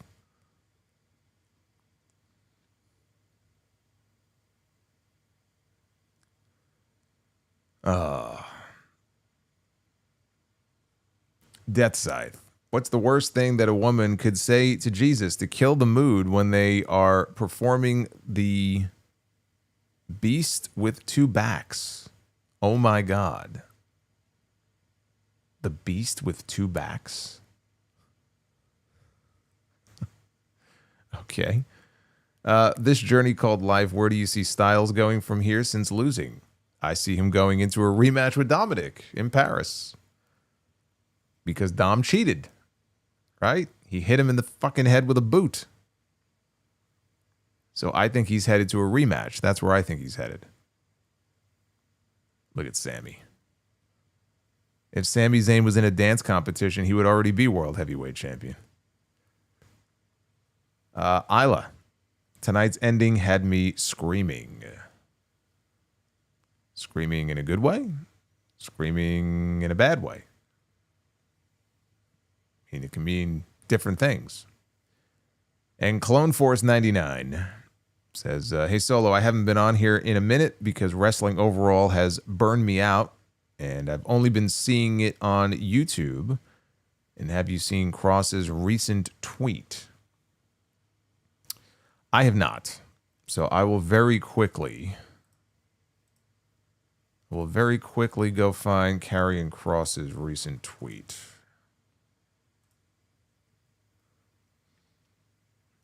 Let's see. From 2 hours ago. Okay, so apparently this video that was mentioned before of people in the background chanting, "We want Kross." And yes, apparently Triple H pawned it off as "We want Brock," which is fucking ludicrous. Kross quote tweeted it and says, "Unreal. They write the scripts, but the fans write the truth. Thank you, TikTok." Yeah, I think he's gone. I think he's gone.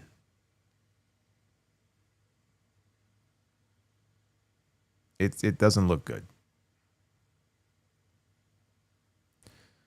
Uncle Gumbald. I blame this on Duff's vids. I curse you. May your marinara never cling to your pasta. You got that from the Golden Girls. I know that. I know that. That was the episode with Sophia and her sister from the old country. Athletic Geek 89. You also feel Brett Perfect King of the Ring 93 is better than SummerSlam 91. I do. I enjoyed their King of the Ring match more than their SummerSlam match. And Perfect was also physically in better shape than he was in 91. Because in 91, going into that show, he had the back injury. Isla says, screaming in a good way. So, see, that's why I asked, because there were a lot of people tonight screaming in a bad way. So I wanted to clarify. Is it a good scream or a bad scream?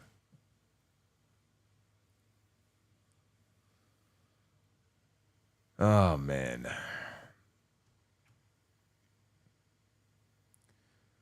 Anyway, Uncle Gumball and Isla, Duff's Vids, and everybody else, thank you. We got some more super chats to go through before we get out of here. Holy crap. Solo remembers the exact Golden Girls episode. I do. I've watched the entire series. It's a great show. The writing on that show is fantastic. Solo is a Golden Girls mark. I am. I think one of the other Sophia jokes, because she and her sister didn't get along and they were going back and forth with insults. And I think it was in that episode where Sophia had a line about, may you pull your lip over your head and swallow, or something like that. Raph says, did you or will you do a BTS on how B2B is built? I don't know. I don't know if there's enough interest in that. I need to make some updates, so I will be doing that. But yeah, I'm undecided on that. Maybe something at some point for members. Maybe members only. We've got Besico. Can we never see the Three Amigos spot ever again? Yeah, I think it's cool that all these wrestlers like to pay homage to Eddie Guerrero, but like now that everybody is doing the Three Amigos, it's like, all right, can we just keep it to like a few people so it's their thing? I do feel like almost everybody does it now.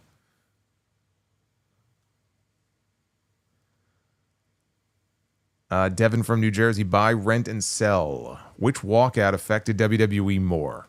Austin in 02, Brock in 04, or Punk in 2014?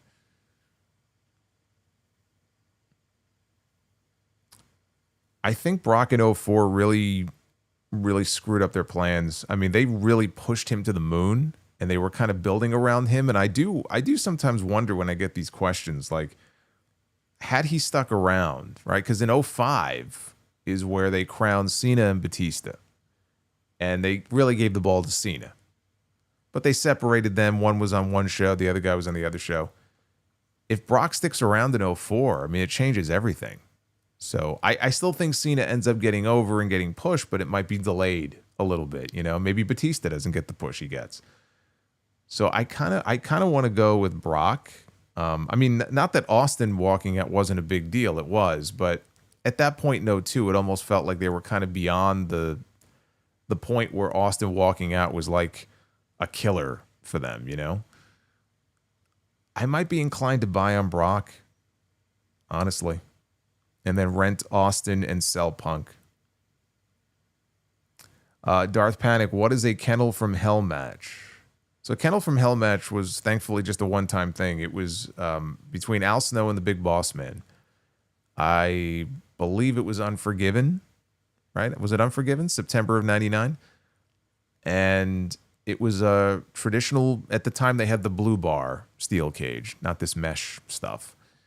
So you had the regular steel cage and they put the Hell in a Cell over the steel cage.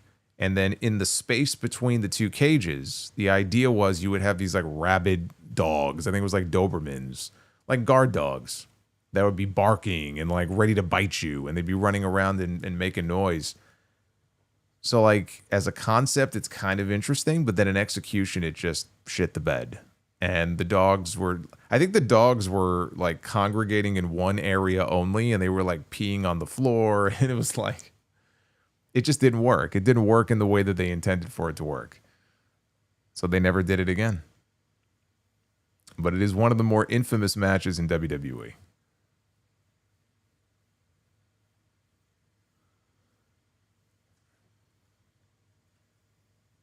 BW Rosas. TNA's Bound for Glory got a plug at SummerSlam. Yes, the Hardys and Dudleys match of Bound for Glory got a quick plug on commentary by Michael Cole.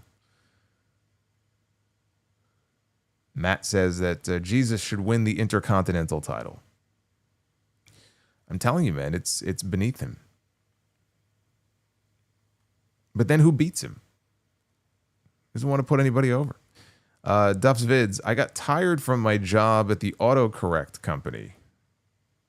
I got fried for no reason.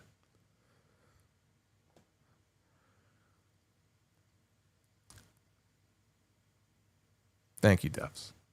It's a fine way to go out. And Navy 4181, Goldberg's retirement ruined, Hogan passing away, and McMahon's car accident. I have one pair of skinny jeans, and I'm going to wear them every week just to piss you off. Oh, Big Dave. Big Dave and his skinny jeans from the Hollywood Batista days.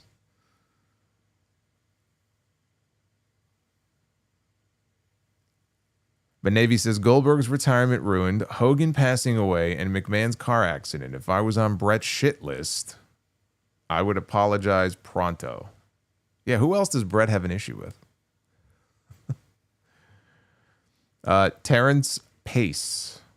WWE, the moral high ground has always been Crater. Crater? Does that say Crater?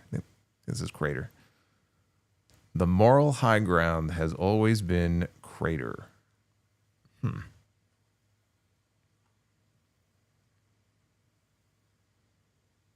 And Dr. Scorpio says, with all this cancel culture stuff, wouldn't Jesus technically be considered the first victim of cancel culture? I'll show myself out.